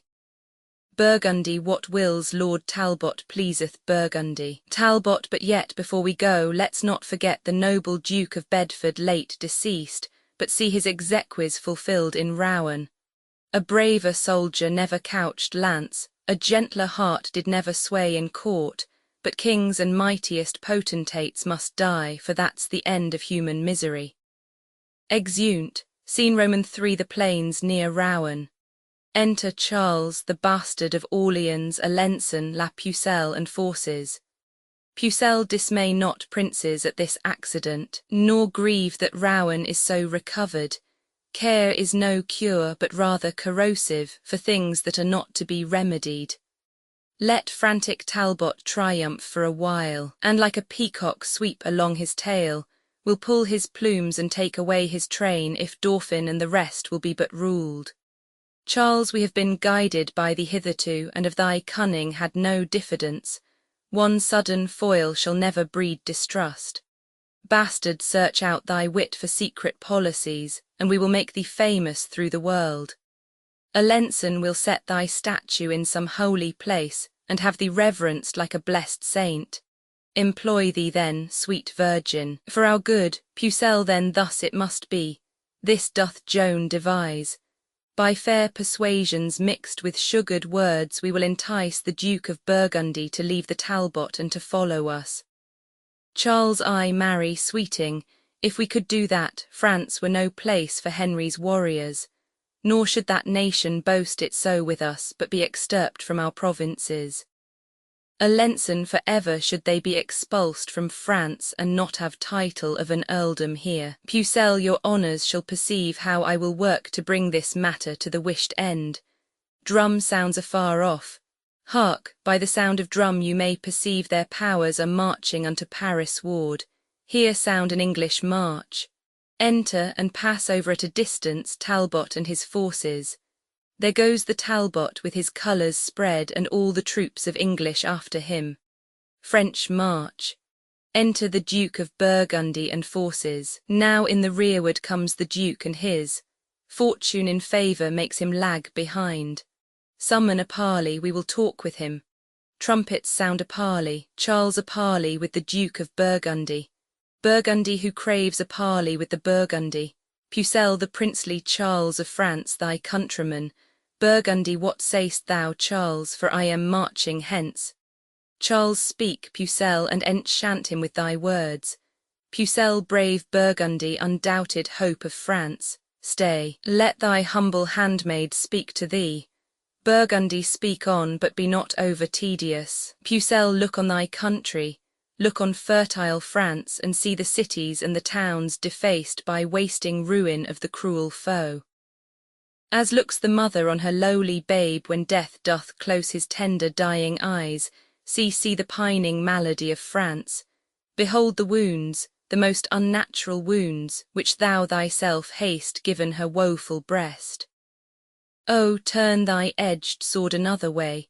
Strike those that hurt, and hurt not those that help. One drop of blood drawn from thy country's bosom should grieve thee more than streams of foreign gore. Return thee therefore with a flood of tears, and wash away thy country's stained spots. Burgundy, either she hath bewitched me with her words, or nature makes me suddenly relent. Pucelle, besides, all French and France exclaims on thee, doubting thy birth and lawful progeny. Who join'st thou with but with a lordly nation that will not trust thee but for profit's sake? When Talbot hath set footing once in France and fashioned thee that instrument of ill, who then but English Henry will be lord and thou be thrust out like a fugitive? Call we to mind, and mark but this for proof, was not the Duke of Orleans thy foe? And was he not in England prisoner? But when they heard he was thine enemy, they set him free without his ransom paid, in spite of Burgundy and all his friends. See then, thou fight'st against thy countrymen, and join'st with them will be thy slaughter men. Come, come, return, Return, thou wandering lord, Charles and the rest will take thee in their arms. Burgundy, I am vanquished. These haughty words of hers have battered me like roaring cannon shot and made me almost yield upon my knees. Forgive me, country and sweet countrymen and lords, accept this hearty kind embrace. My forces and my power of men are yours, so farewell, Talbot, I'll no longer trust thee. Pucelle aside. Done like a Frenchman, turn and turn again. Charles, welcome, brave Duke, thy friendship makes us fresh. Bastard and doth beget new courage in our breasts. Alençon Pucelle hath bravely played her part in this and doth deserve a coronet of gold.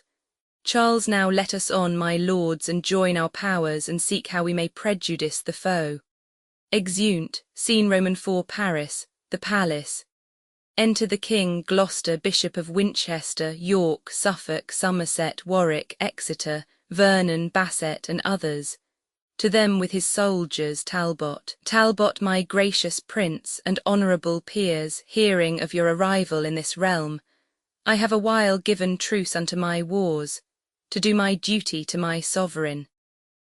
In sign whereof, this arm that hath reclaimed to your obedience 50 fortresses, 12 cities and 7 walled towns of strength, beside 500 prisoners of esteem, lets fall his sword before your highness' feet, and with submissive loyalty of heart ascribes the glory of his conquest got first to my God and next unto your grace. Kneels. King, is this the Lord Talbot, uncle Gloucester, that hath so long been resident in France? Gloucester, yes, if it please your majesty, my liege. King, welcome, brave captain and victorious lord. When I was young, as yet I am not old, I do remember how my father said a stouter champion never handled sword. Long since we were resolved of your truth, your faithful service and your toil in war. Yet never have you tasted our reward or been reguerdoned with so much as thanks, because till now we never saw your face. Therefore stand up, and for these good deserts we here create you Earl of Shrewsbury, and in our coronation take your place. Senate, flourish. Exeunt all but Vernon and Basset. Vernon, now, sir, to you that were so hot at sea, disgracing of these colours that I wear in honour of my noble Lord of York, darest thou maintain the former words thou spakest? Basset, yes, sir, as well as you dare patronage the envious barking of your saucy tongue against my lord the Duke of Somerset. Vernon, sirrah, thy lord I honour as he is. Basset, why, what is he? As good a man as York. Vernon, hark ye, not so, in witness take ye that, strikes him. Basset, villain, thou know'st the law of arms is such that whoso draws a sword, 'tis present death, or else this blow should broach thy dearest blood. But I'll unto his majesty and crave I may have liberty to venge this wrong, when thou shalt see I'll meet thee to thy cost. Vernon, well, miscreant, I'll be there as soon as you, and after meet you sooner than you would. Exeunt. Act Roman IV, scene I, Paris, a hall of state. Enter the King, Gloucester, Bishop of Winchester, York, Suffolk, Somerset, Warwick, Talbot, Exeter, the Governor of Paris, and others. Gloucester, Lord Bishop, set the crown upon his head. Winchester, God save King Henry of that name the 6th.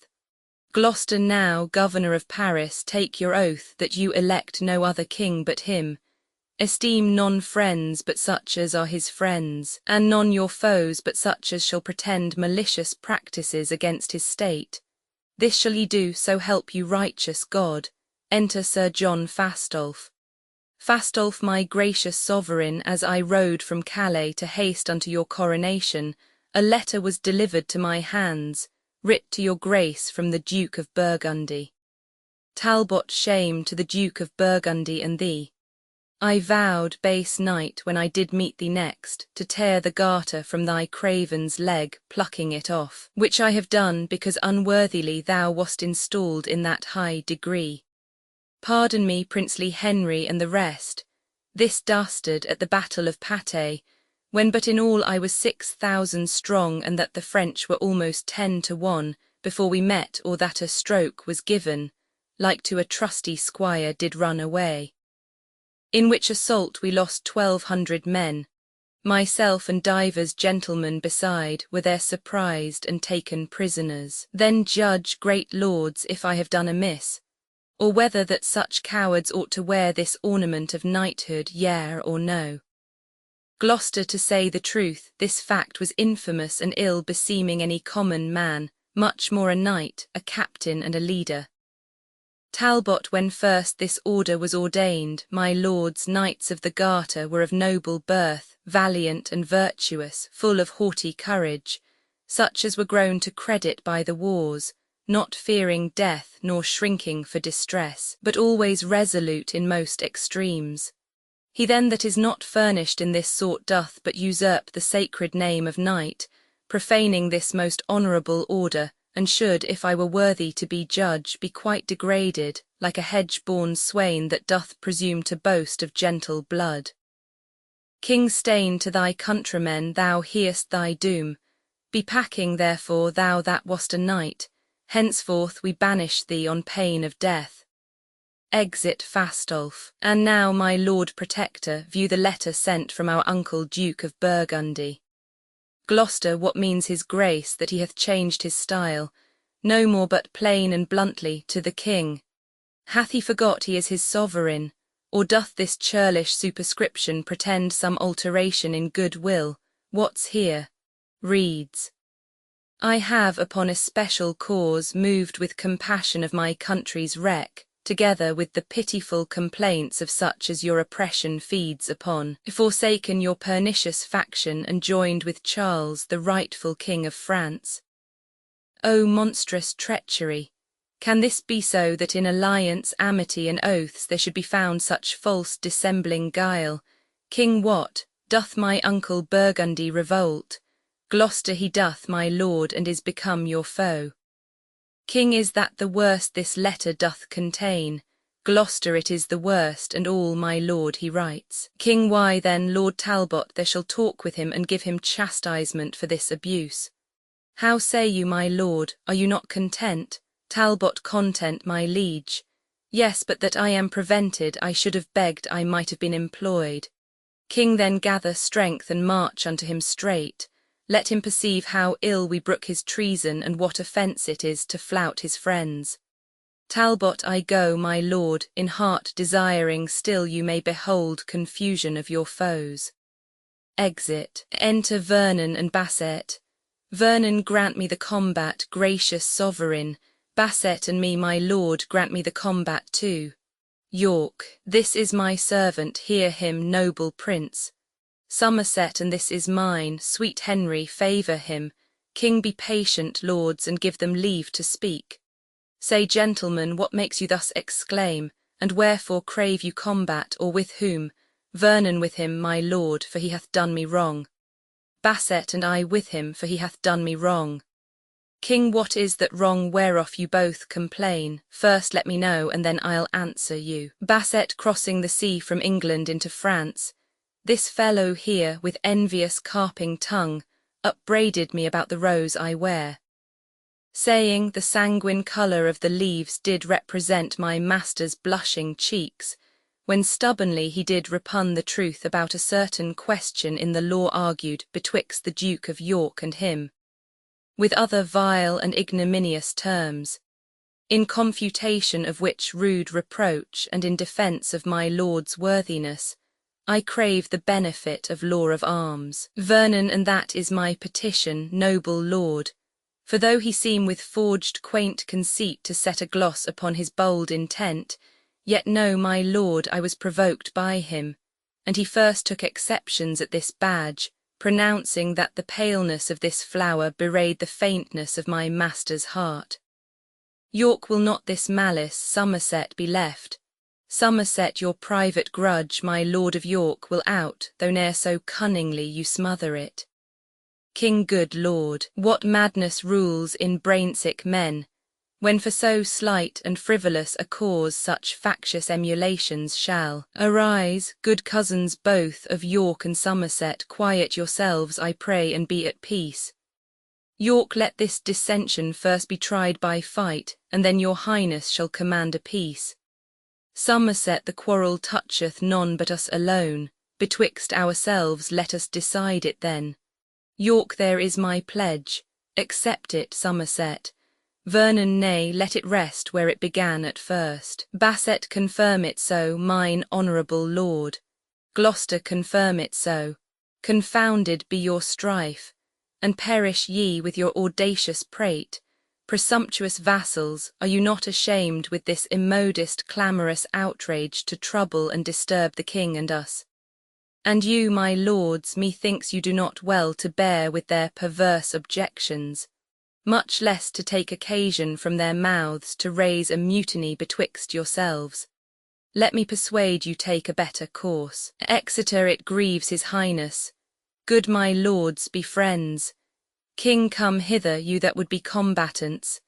Henceforth I charge you, as you love our favour, quite to forget this quarrel and the cause. And you, my lords, remember where we are, in France, amongst a fickle wavering nation.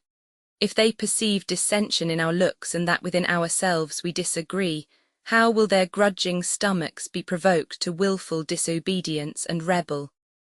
Beside, what infamy will there arise when foreign princes shall be certified that for a toy, a thing of no regard, King Henry's peers and chief nobility destroyed themselves and lost the realm of France?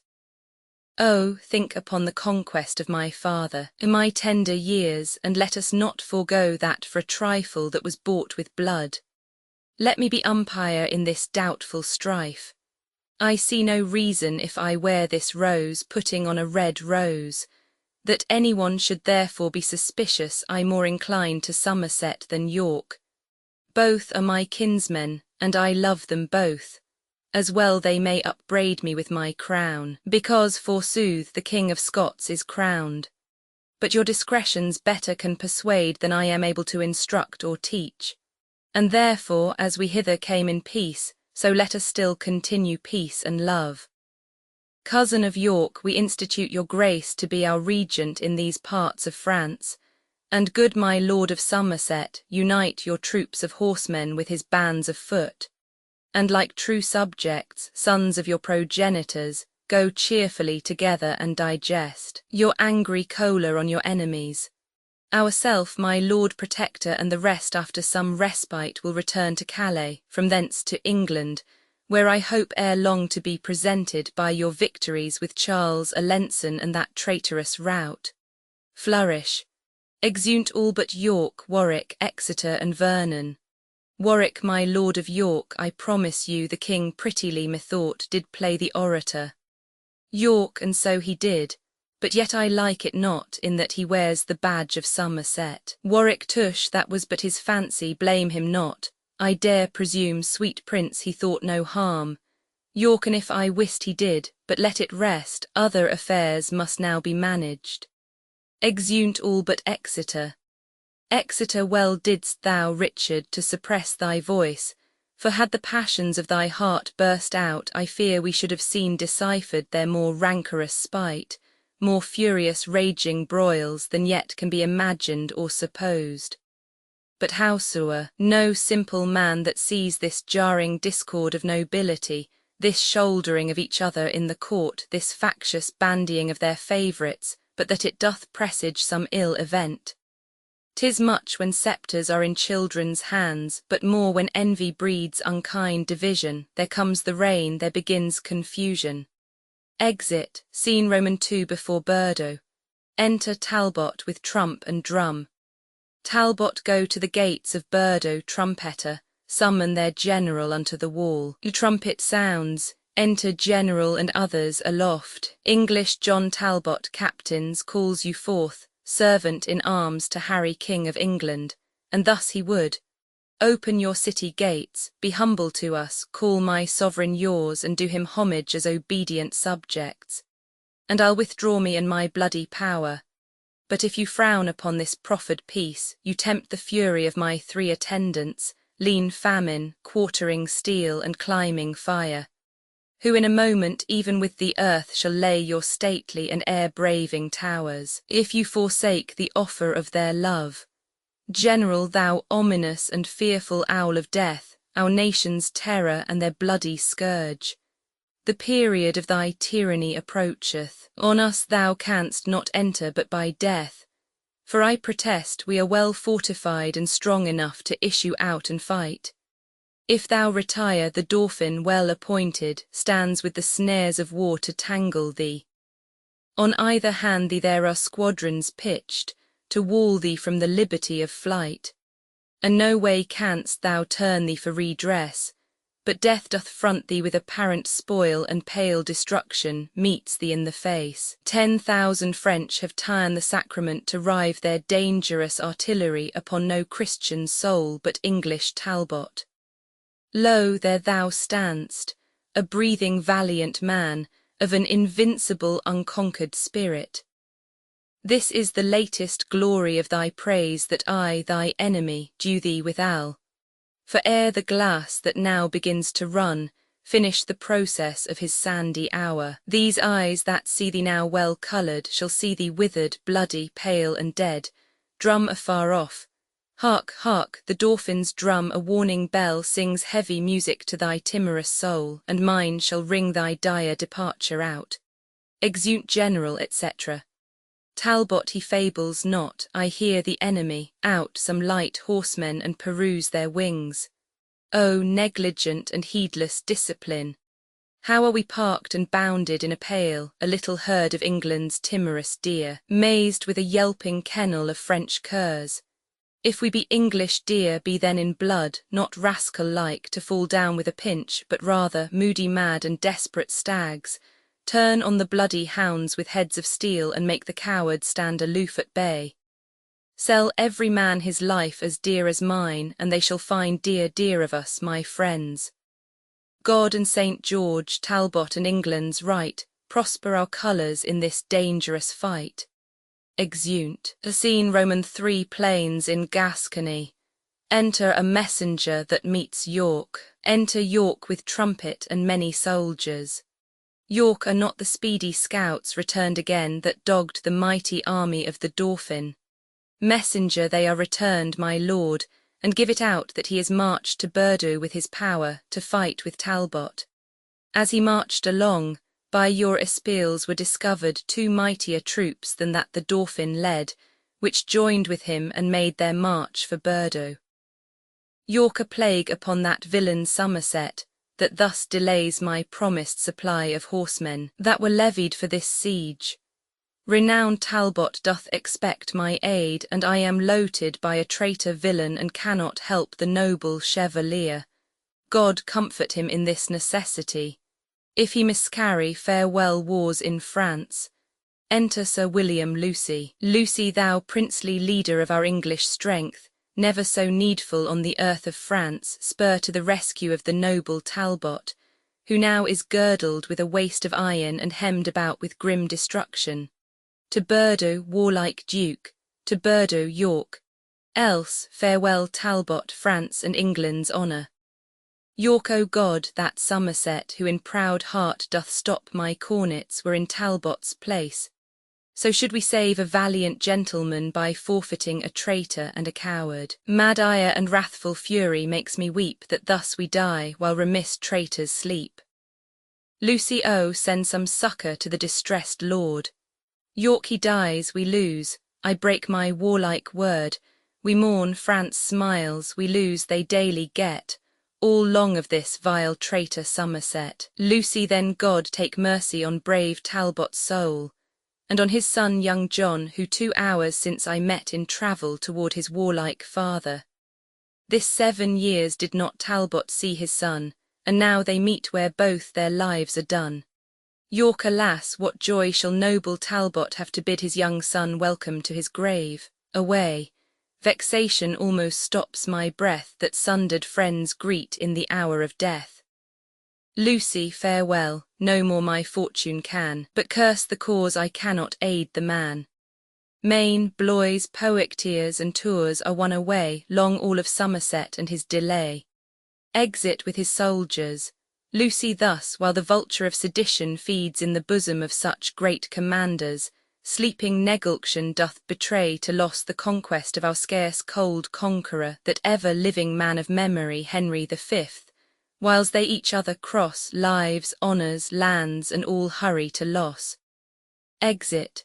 Scene Roman 4. Other plains in Gascony. Enter Somerset with his army, a captain of Talbots with him. Somerset, it is too late, I cannot send them now. This expedition was by York and Talbot too rashly plotted. All our general force might with a sally of the very town be buckled with. The overdaring Talbot hath sullied all his gloss of former honour by this unheedful, desperate, wild adventure. York set him on to fight and die in shame, that, Talbot dead, great York might bear the name. A captain here is Sir William Lucy, who with me set from our o'ermatched forces forth for aid. Enter Sir William Lucy. Somerset, how now, Sir William? Whither were you sent? Lucy, whither, my lord? From bought and sold Lord Talbot, who, ringed about with bold adversity, cries out for noble York and Somerset to beat assailing death from his weak legions. And whiles the honourable captain there drops bloody sweat from his war-wearied limbs, and in advantage lingering looks for rescue, you his false hopes, the trust of England's honour, keep off aloof with worthless emulation. Let not your private discord keep away the levied succours that should lend him aid, while he, renowned noble gentleman, yields up his life unto a world of odds. Orleans the bastard, Charles, Burgundy, Alençon, Riognere compass him about, and Talbot perisheth by your default. Somerset, York set him on. York should have sent him aid.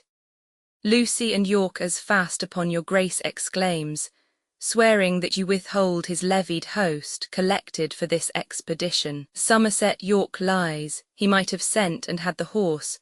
I owe him little duty and less love, and take foul scorn to fawn on him by sending.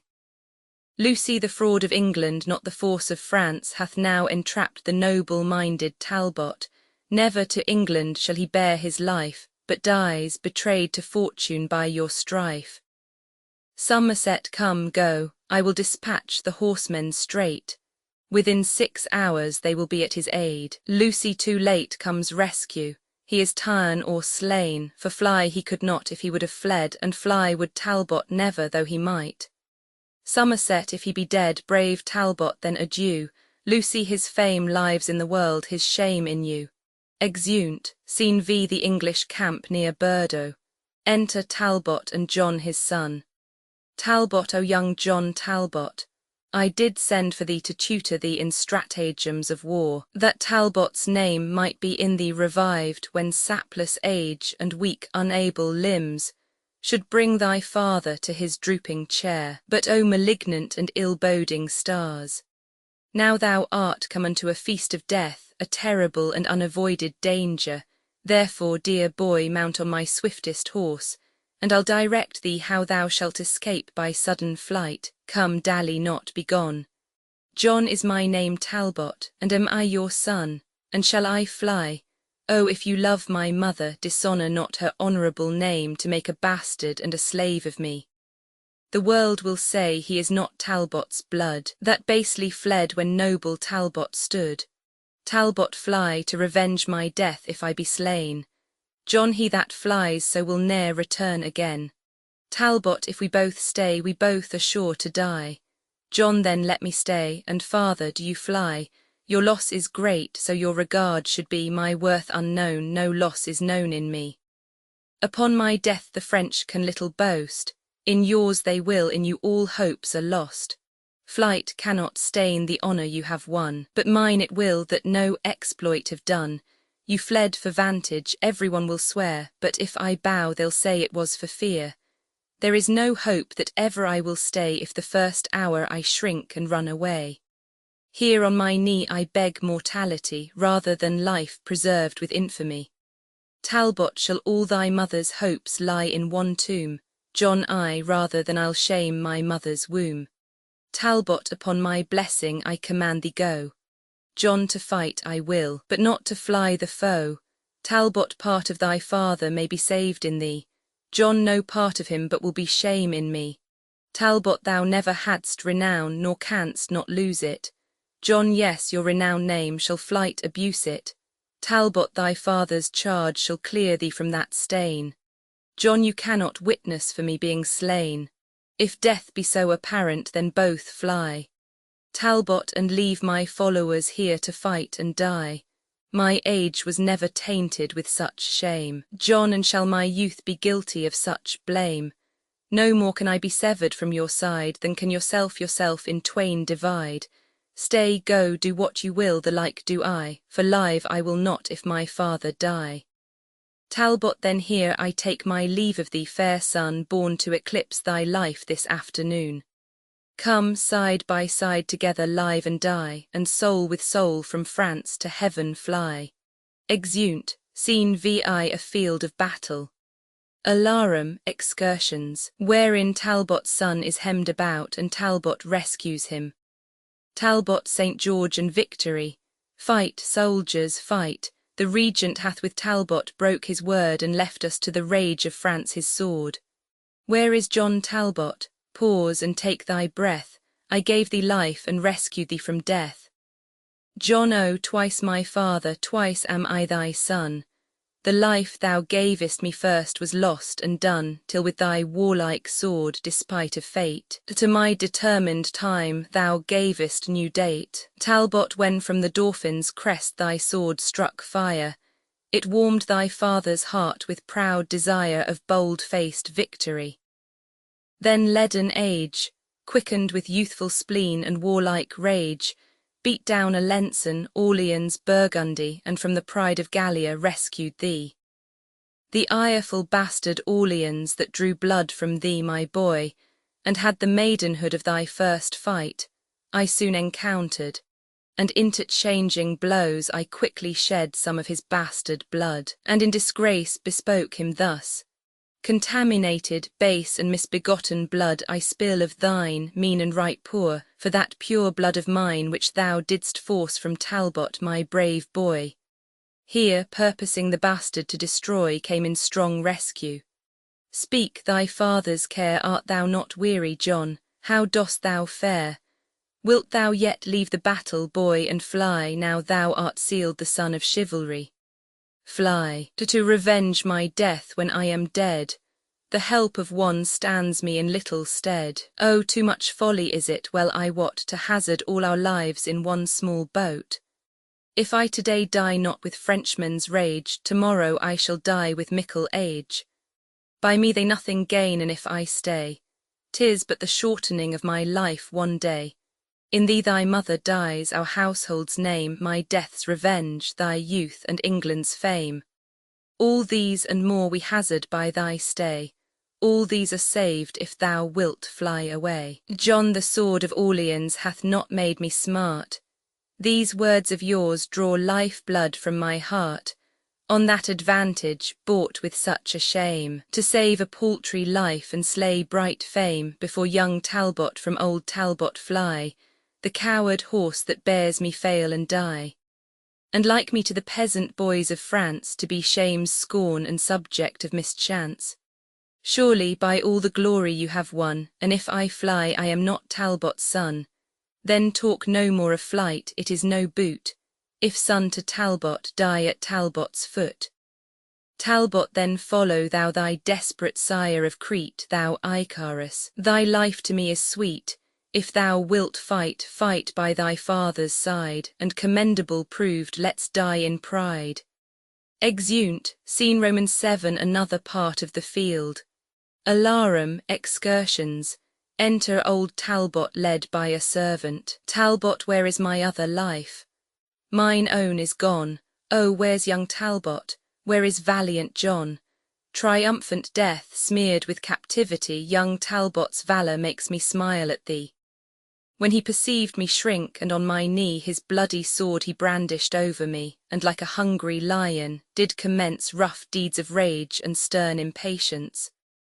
But when my angry guardant stood alone, tendering my ruin and assailed of none, dizzy-eyed fury and great rage of heart suddenly made him from my side to start into the clustering battle of the French.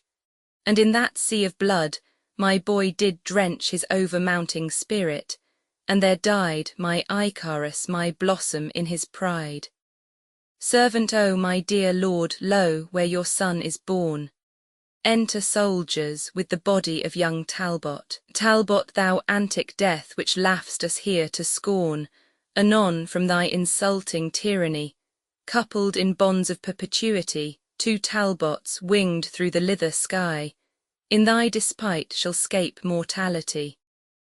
O thou, whose wounds become hard-favoured death, speak to thy father ere thou yield thy breath. Brave death by speaking, whether he will or no. Imagine him a Frenchman and thy foe.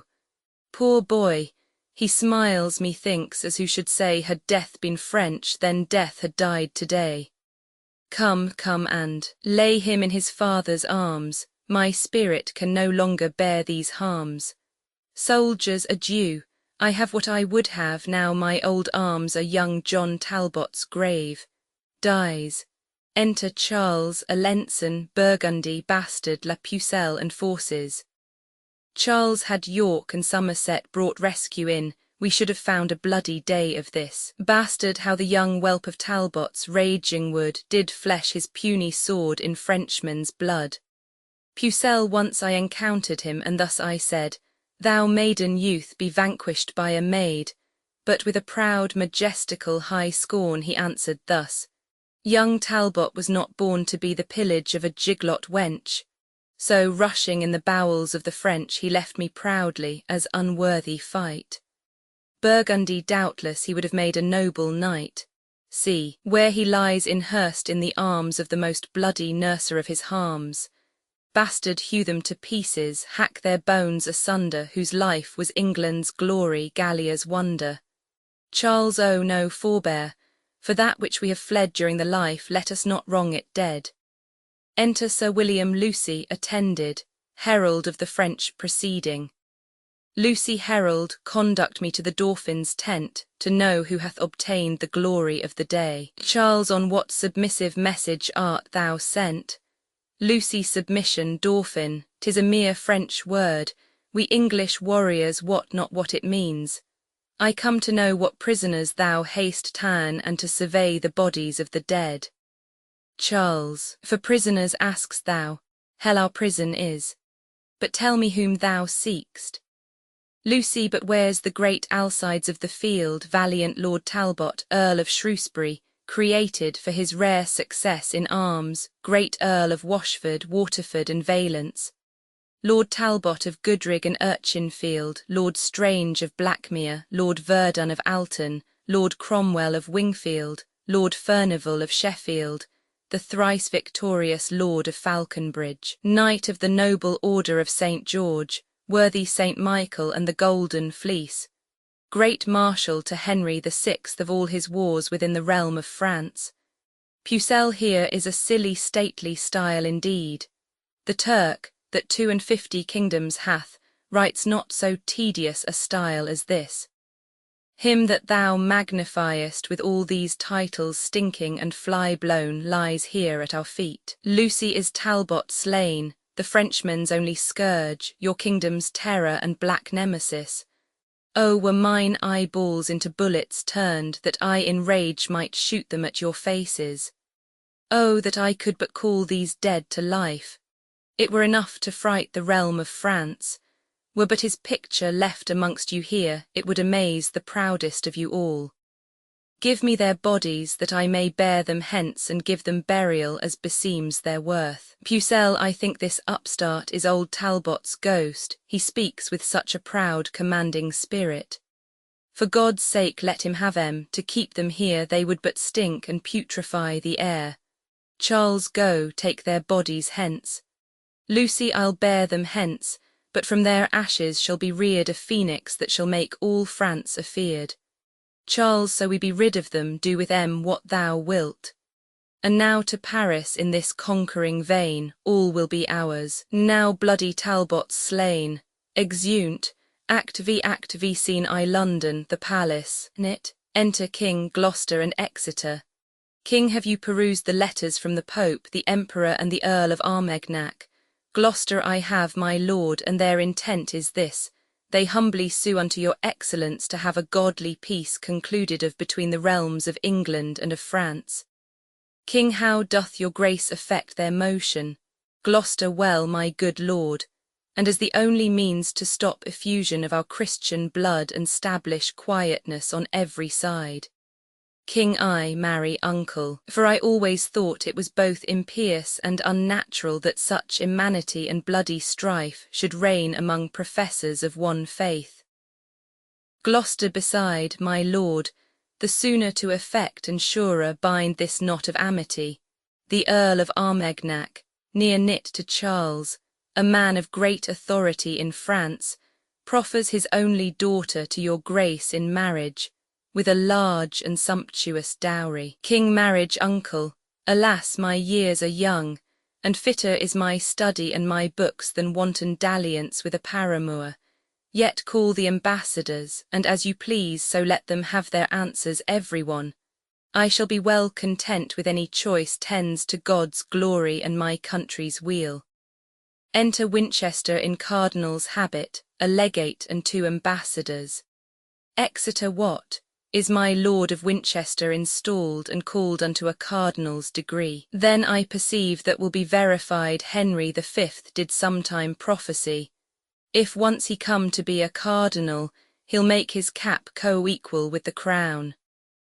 King, my lord's ambassadors, your several suits have been considered and debated on. Your purpose is both good and reasonable, and therefore are we certainly resolved to draw conditions of a friendly peace, which by my Lord of Winchester we mean shall be transported presently to France. Gloucester, and for the proffer of my lord your master, I have informed his highness so at large as liking of the lady's virtuous gifts, her beauty and the value of her dower, he doth intend she shall be England's queen.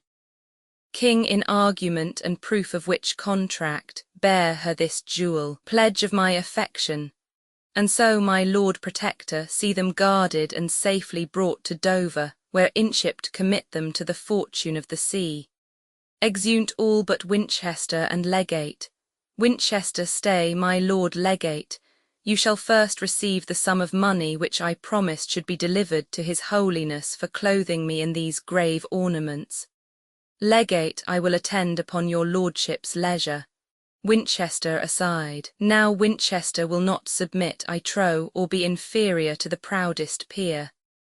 Humphrey of Gloucester, thou shalt well perceive that neither in birth or for authority the bishop will be overborne by thee. I'll either make thee stoop and bend thy knee, or sack this country with a mutiny. Exeunt, scene Roman II France. Plains in Anjou. Enter Charles, Burgundy, Alençon, Bastard, Régnier, La Pucelle, and forces. Charles, these news, my lords, may cheer our drooping spirits. 'Tis said the stout Parisians do revolt and turn again unto the warlike French. Alençon then march to Paris, royal Charles of France, and keep not back your powers in dalliance.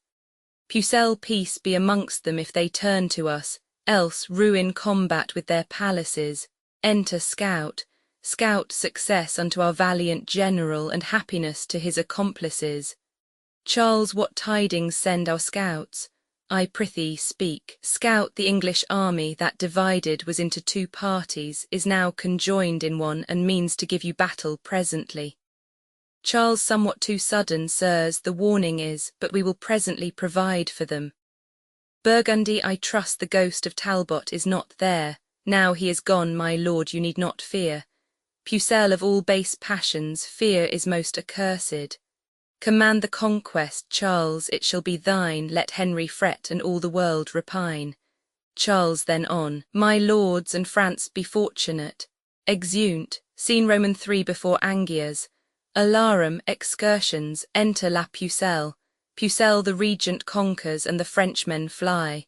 Now help, ye charming spells and periapts, and ye choice spirits that admonish me and give me signs of future accidents. Thunder, you speedy helpers that are substitutes under the lordly monarch of the north, appear and aid me in this enterprise. Enter fiends. This speedy and quick appearance argues proof of your accustomed diligence to me. Now, ye familiar spirits that are culled out of the powerful regions under earth, help me this once, that France may get the field. They walk and speak not. Oh, hold me not with silence over long. Where I was wont to feed you with my blood, I'll lop a member off and give it you in earnest of further benefit, so you do condescend to help me now. They hang their heads, no hope to have redress.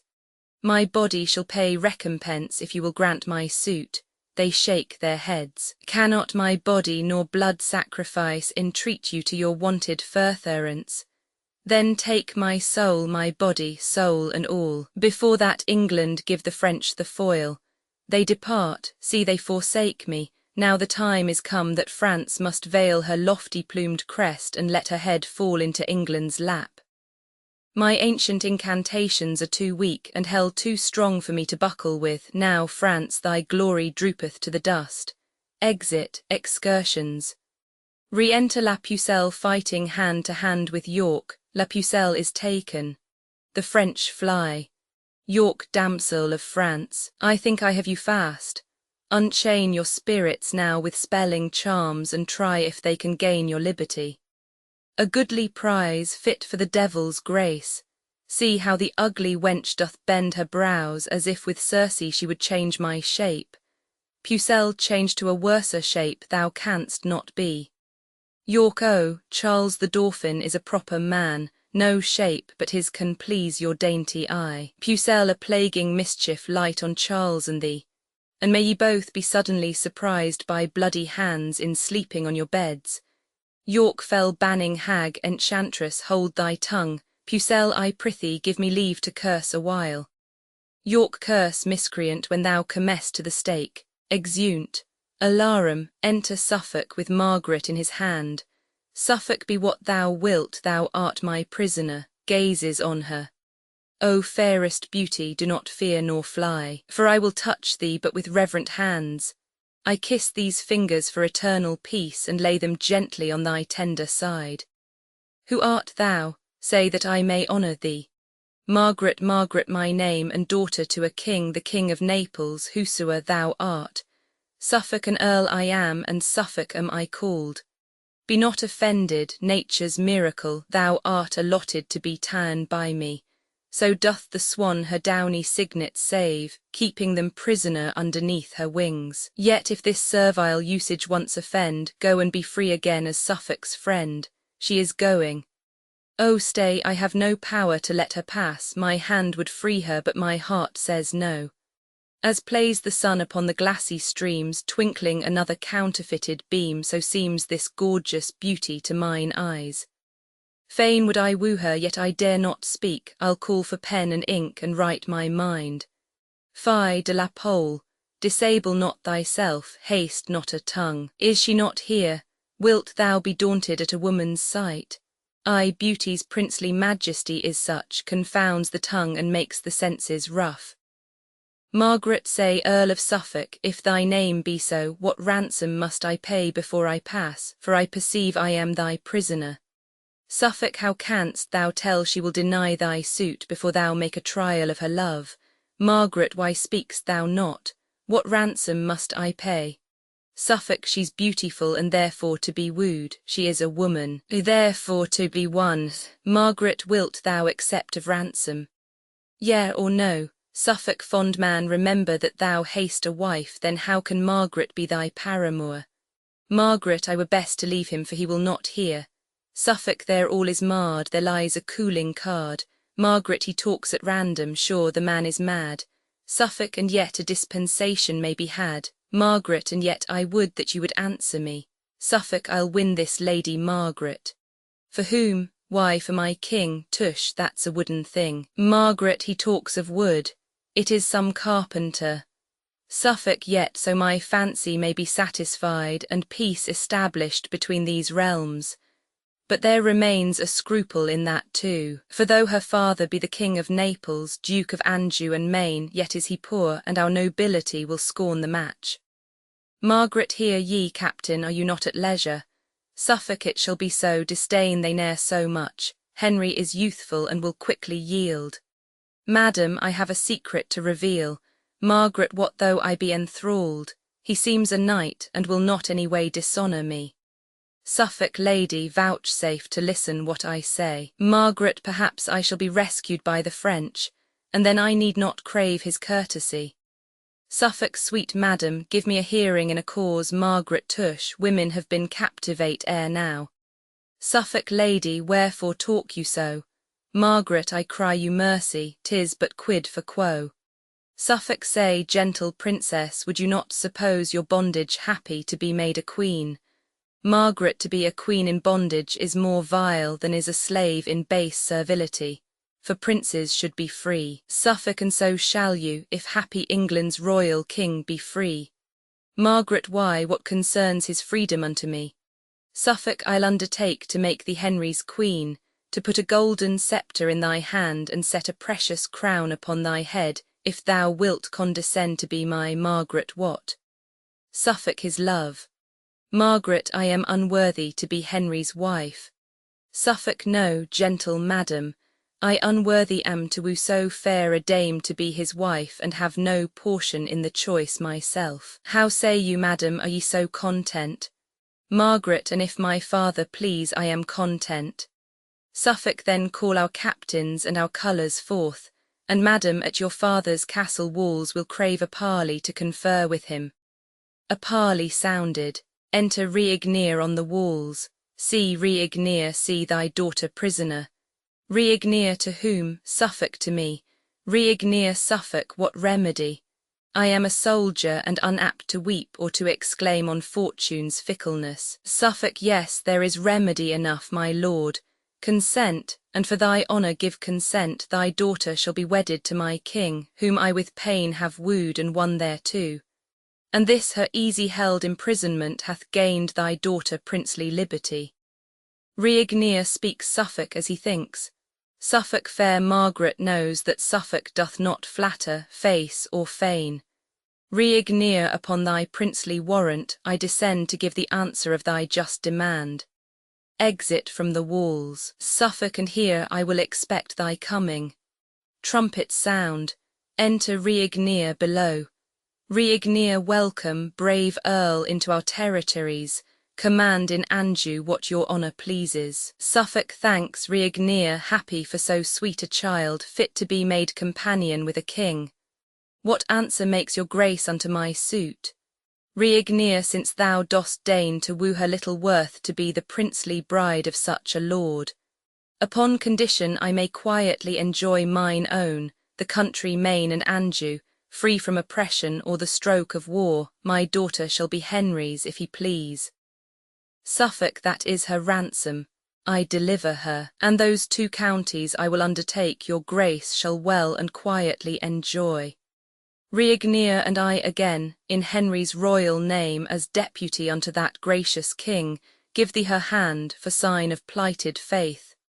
Suffolk, Rhiannon of France, I give thee kingly thanks, because this is in traffic of a king.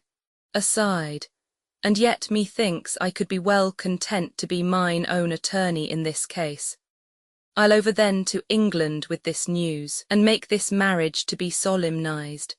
So farewell, Rhiannon, set this diamond safe in golden palaces as it becomes. Rhiannon, I do embrace thee as I would embrace the Christian prince King Henry were he here. Margaret, farewell, my lord, good wishes, praise and prayers shall Suffolk ever have of Margaret. Going. Suffolk, farewell, sweet madam, but hark you, Margaret, no princely commendations to my king. Margaret, such commendations as becomes a maid, a virgin and his servant. Say to him, Suffolk, words sweetly placed and modestly directed.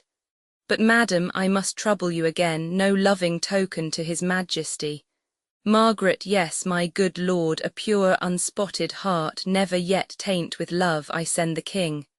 Suffolk, and this withal, kisses her. Margaret, that for thyself, I will not so presume to send such peevish tokens to a king. Exeunt Rhiannon and Margaret. Suffolk, oh, wert thou for myself.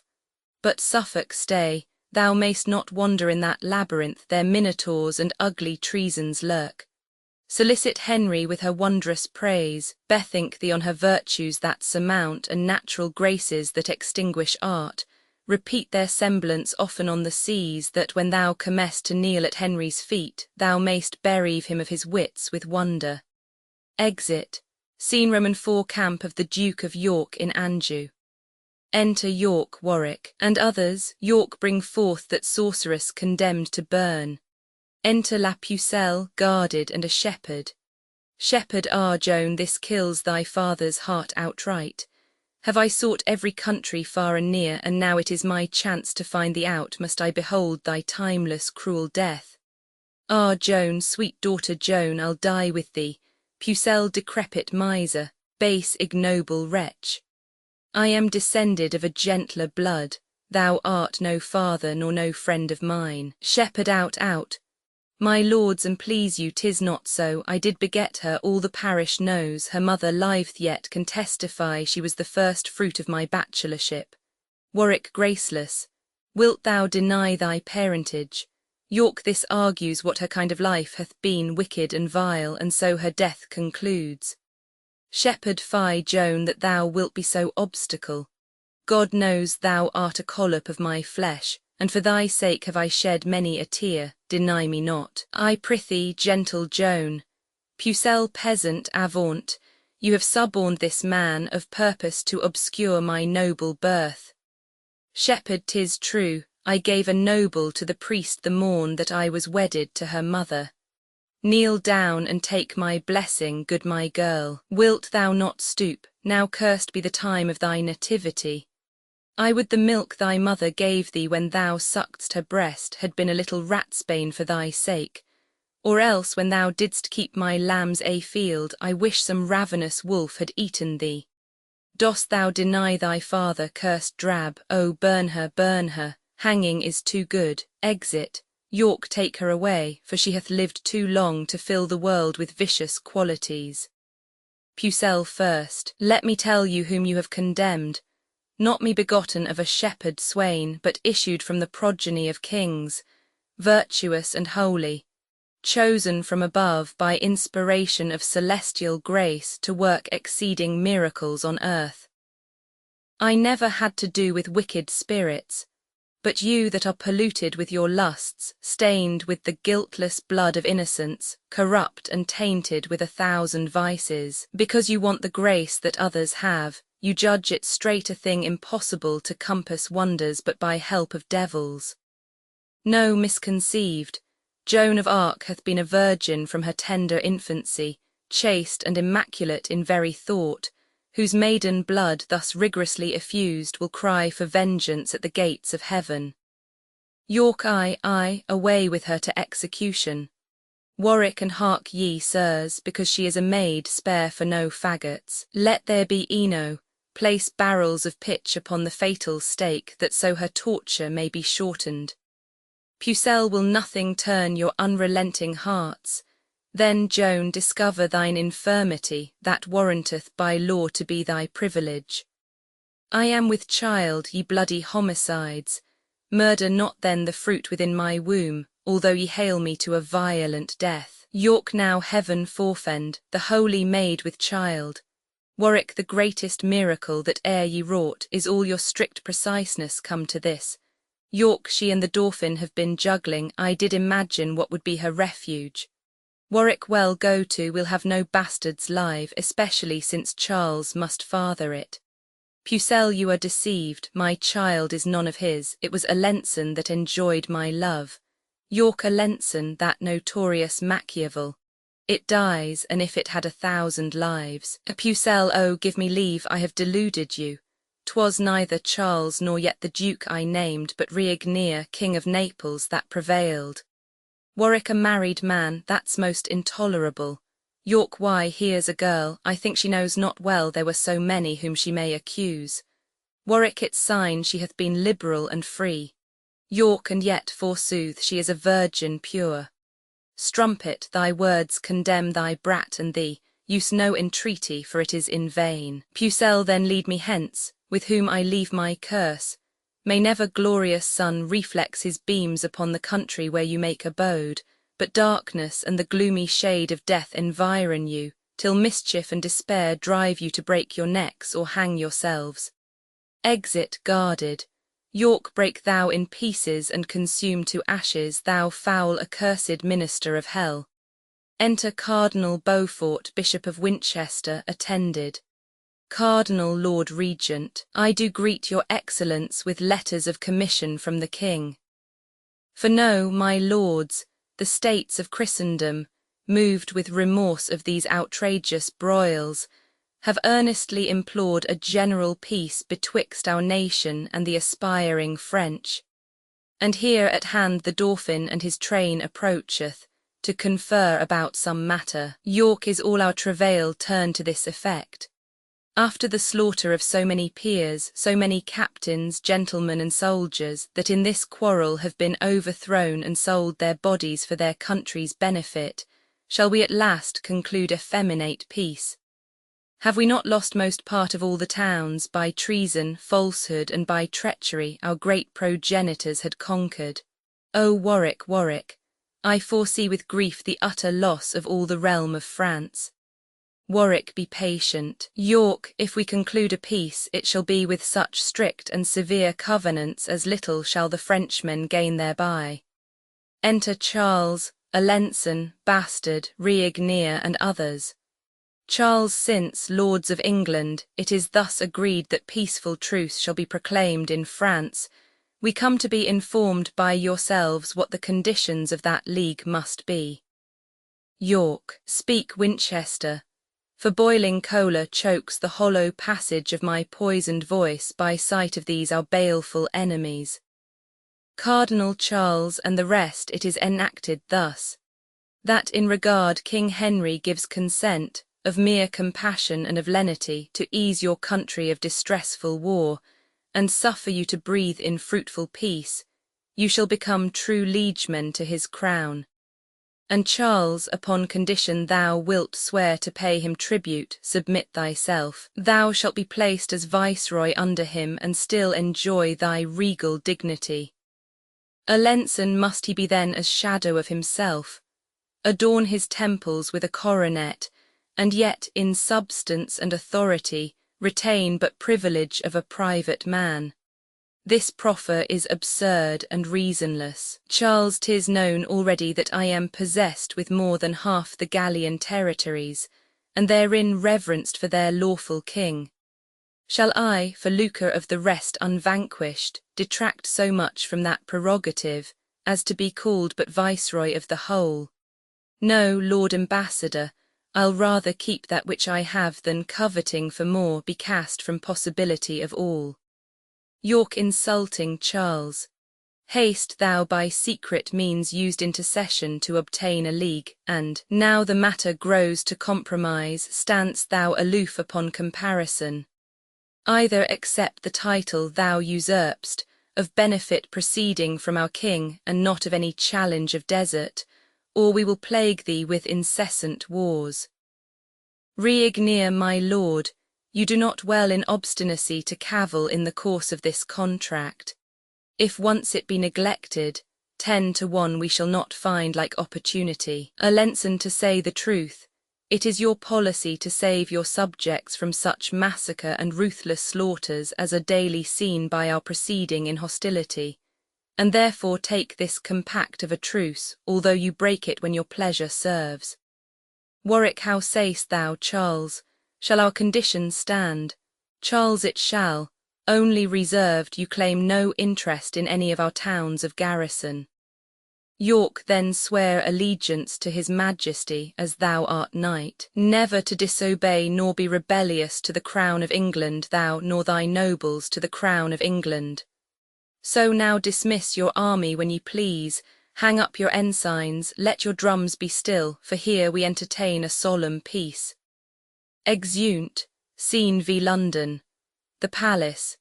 Enter Suffolk in conference with the King, Gloucester, and Exeter. King, your wondrous rare description, noble Earl, of beauteous Margaret hath astonished me.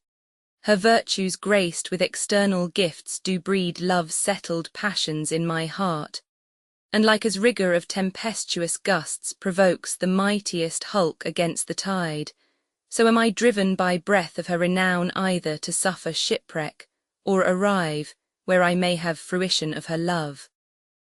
Suffolk tush, my good lord, this superficial tale is but a preface of her worthy praise. The chief perfections of that lovely dame, had I sufficient skill to utter them, would make a volume of enticing lines, able to ravish any dull conceit.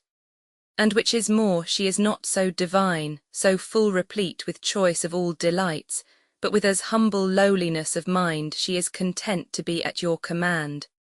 Command, I mean, of virtuous chaste intents, to love and honour Henry as her lord. King and otherwise will Henry ne'er presume. Therefore, my Lord Protector, give consent that Margaret may be England's royal queen. Gloucester, so should I give consent to flatter sin. You know, my lord, your highness is betrothed unto another lady of esteem. How shall we then dispense with that contract, and not deface your honour with reproach? Suffolk as doth a ruler with unlawful oaths, or one that at a triumph having vowed to try his strength, forsaketh yet the lists by reason of his adversary's odds. A poor earl's daughter is unequal odds, and therefore may be broke without offence. Gloucester, why, what, I pray, is Margaret more than that? Her father is no better than an earl, although in glorious titles he excel. Suffolk, yes, lord, her father is a king, the king of Naples and Jerusalem, and of such great authority in France as his alliance will confirm our peace and keep the Frenchmen in allegiance.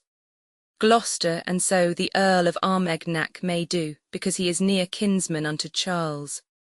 Exeter beside, his wealth doth warrant a liberal dower, where Re-Ignea sooner will receive than give. Suffolk a dower, my lords. Disgrace not so your king, that he should be so abject, base and poor to choose for wealth and not for perfect love. Henry is able to enrich his queen and not seek a queen to make him rich. So worthless peasants bargain for their wives, as market men for oxen, sheep, or horse. Marriage is a matter of more worth than to be dealt in by attorneyship. Not whom we will, but whom his grace affects, must be companion of his nuptial bed. And therefore, lords, since he affects her most, it most of all these reasons bindeth us, in our opinions she should be preferred. For what is wedlock forced but a hell, an age of discord and continual strife? Whereas the contrary bringeth bliss, and is a pattern of celestial peace. Whom should we match with Henry, being a king, but Margaret that is daughter to a king? Her peerless feature, joined with her birth, approves her fit for none but for a king. Her valiant courage and undaunted spirit, more than in women commonly is seen, will answer our hope in issue of a king. For Henry, son unto a conqueror, is likely to beget more conquerors, if with a lady of so high resolve as is fair Margaret he be linked in love. Then yield, my lords, and here conclude with me that Margaret shall be queen, and none but she. King, whether it be through force of your report, my noble lord of Suffolk, or for that my tender youth was never yet attaint with any passion of inflaming love, I cannot tell.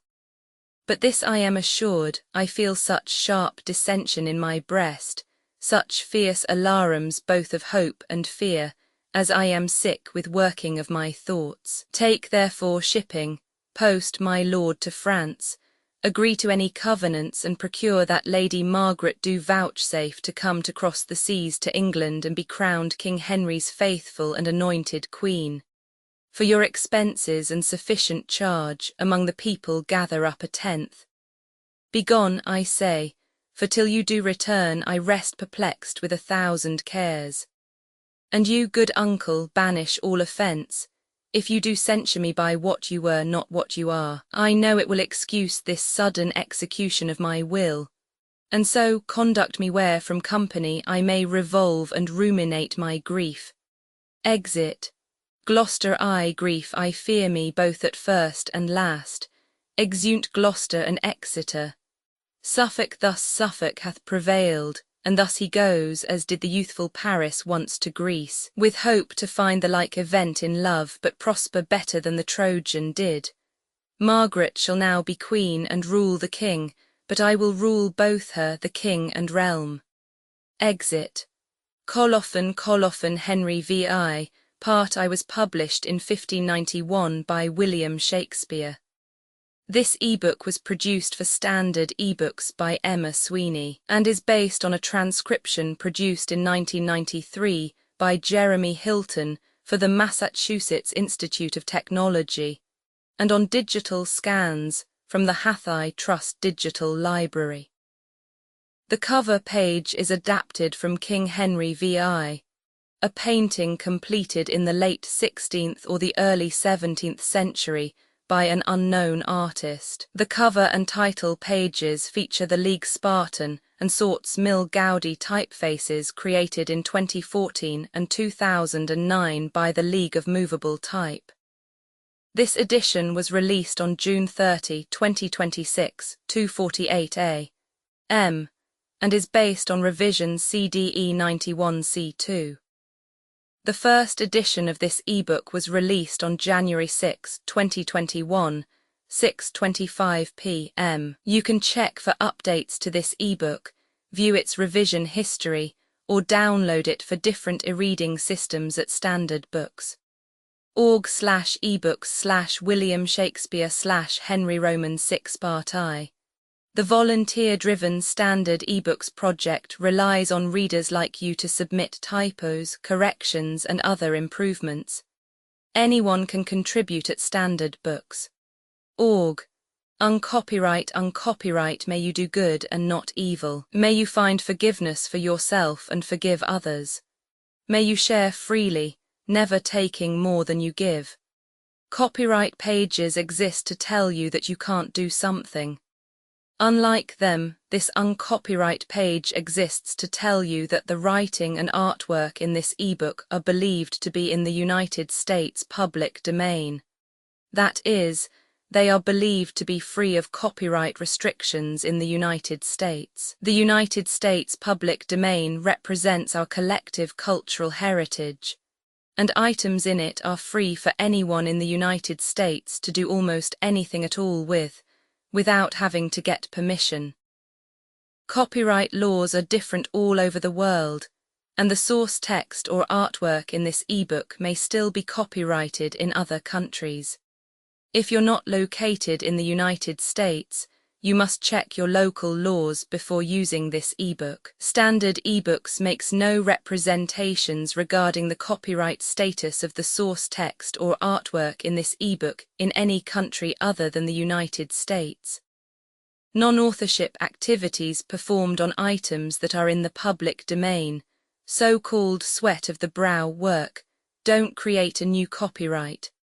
That means that nobody can claim a new copyright on an item that is in the public domain for, among other things, work like digitization, markup, or typography.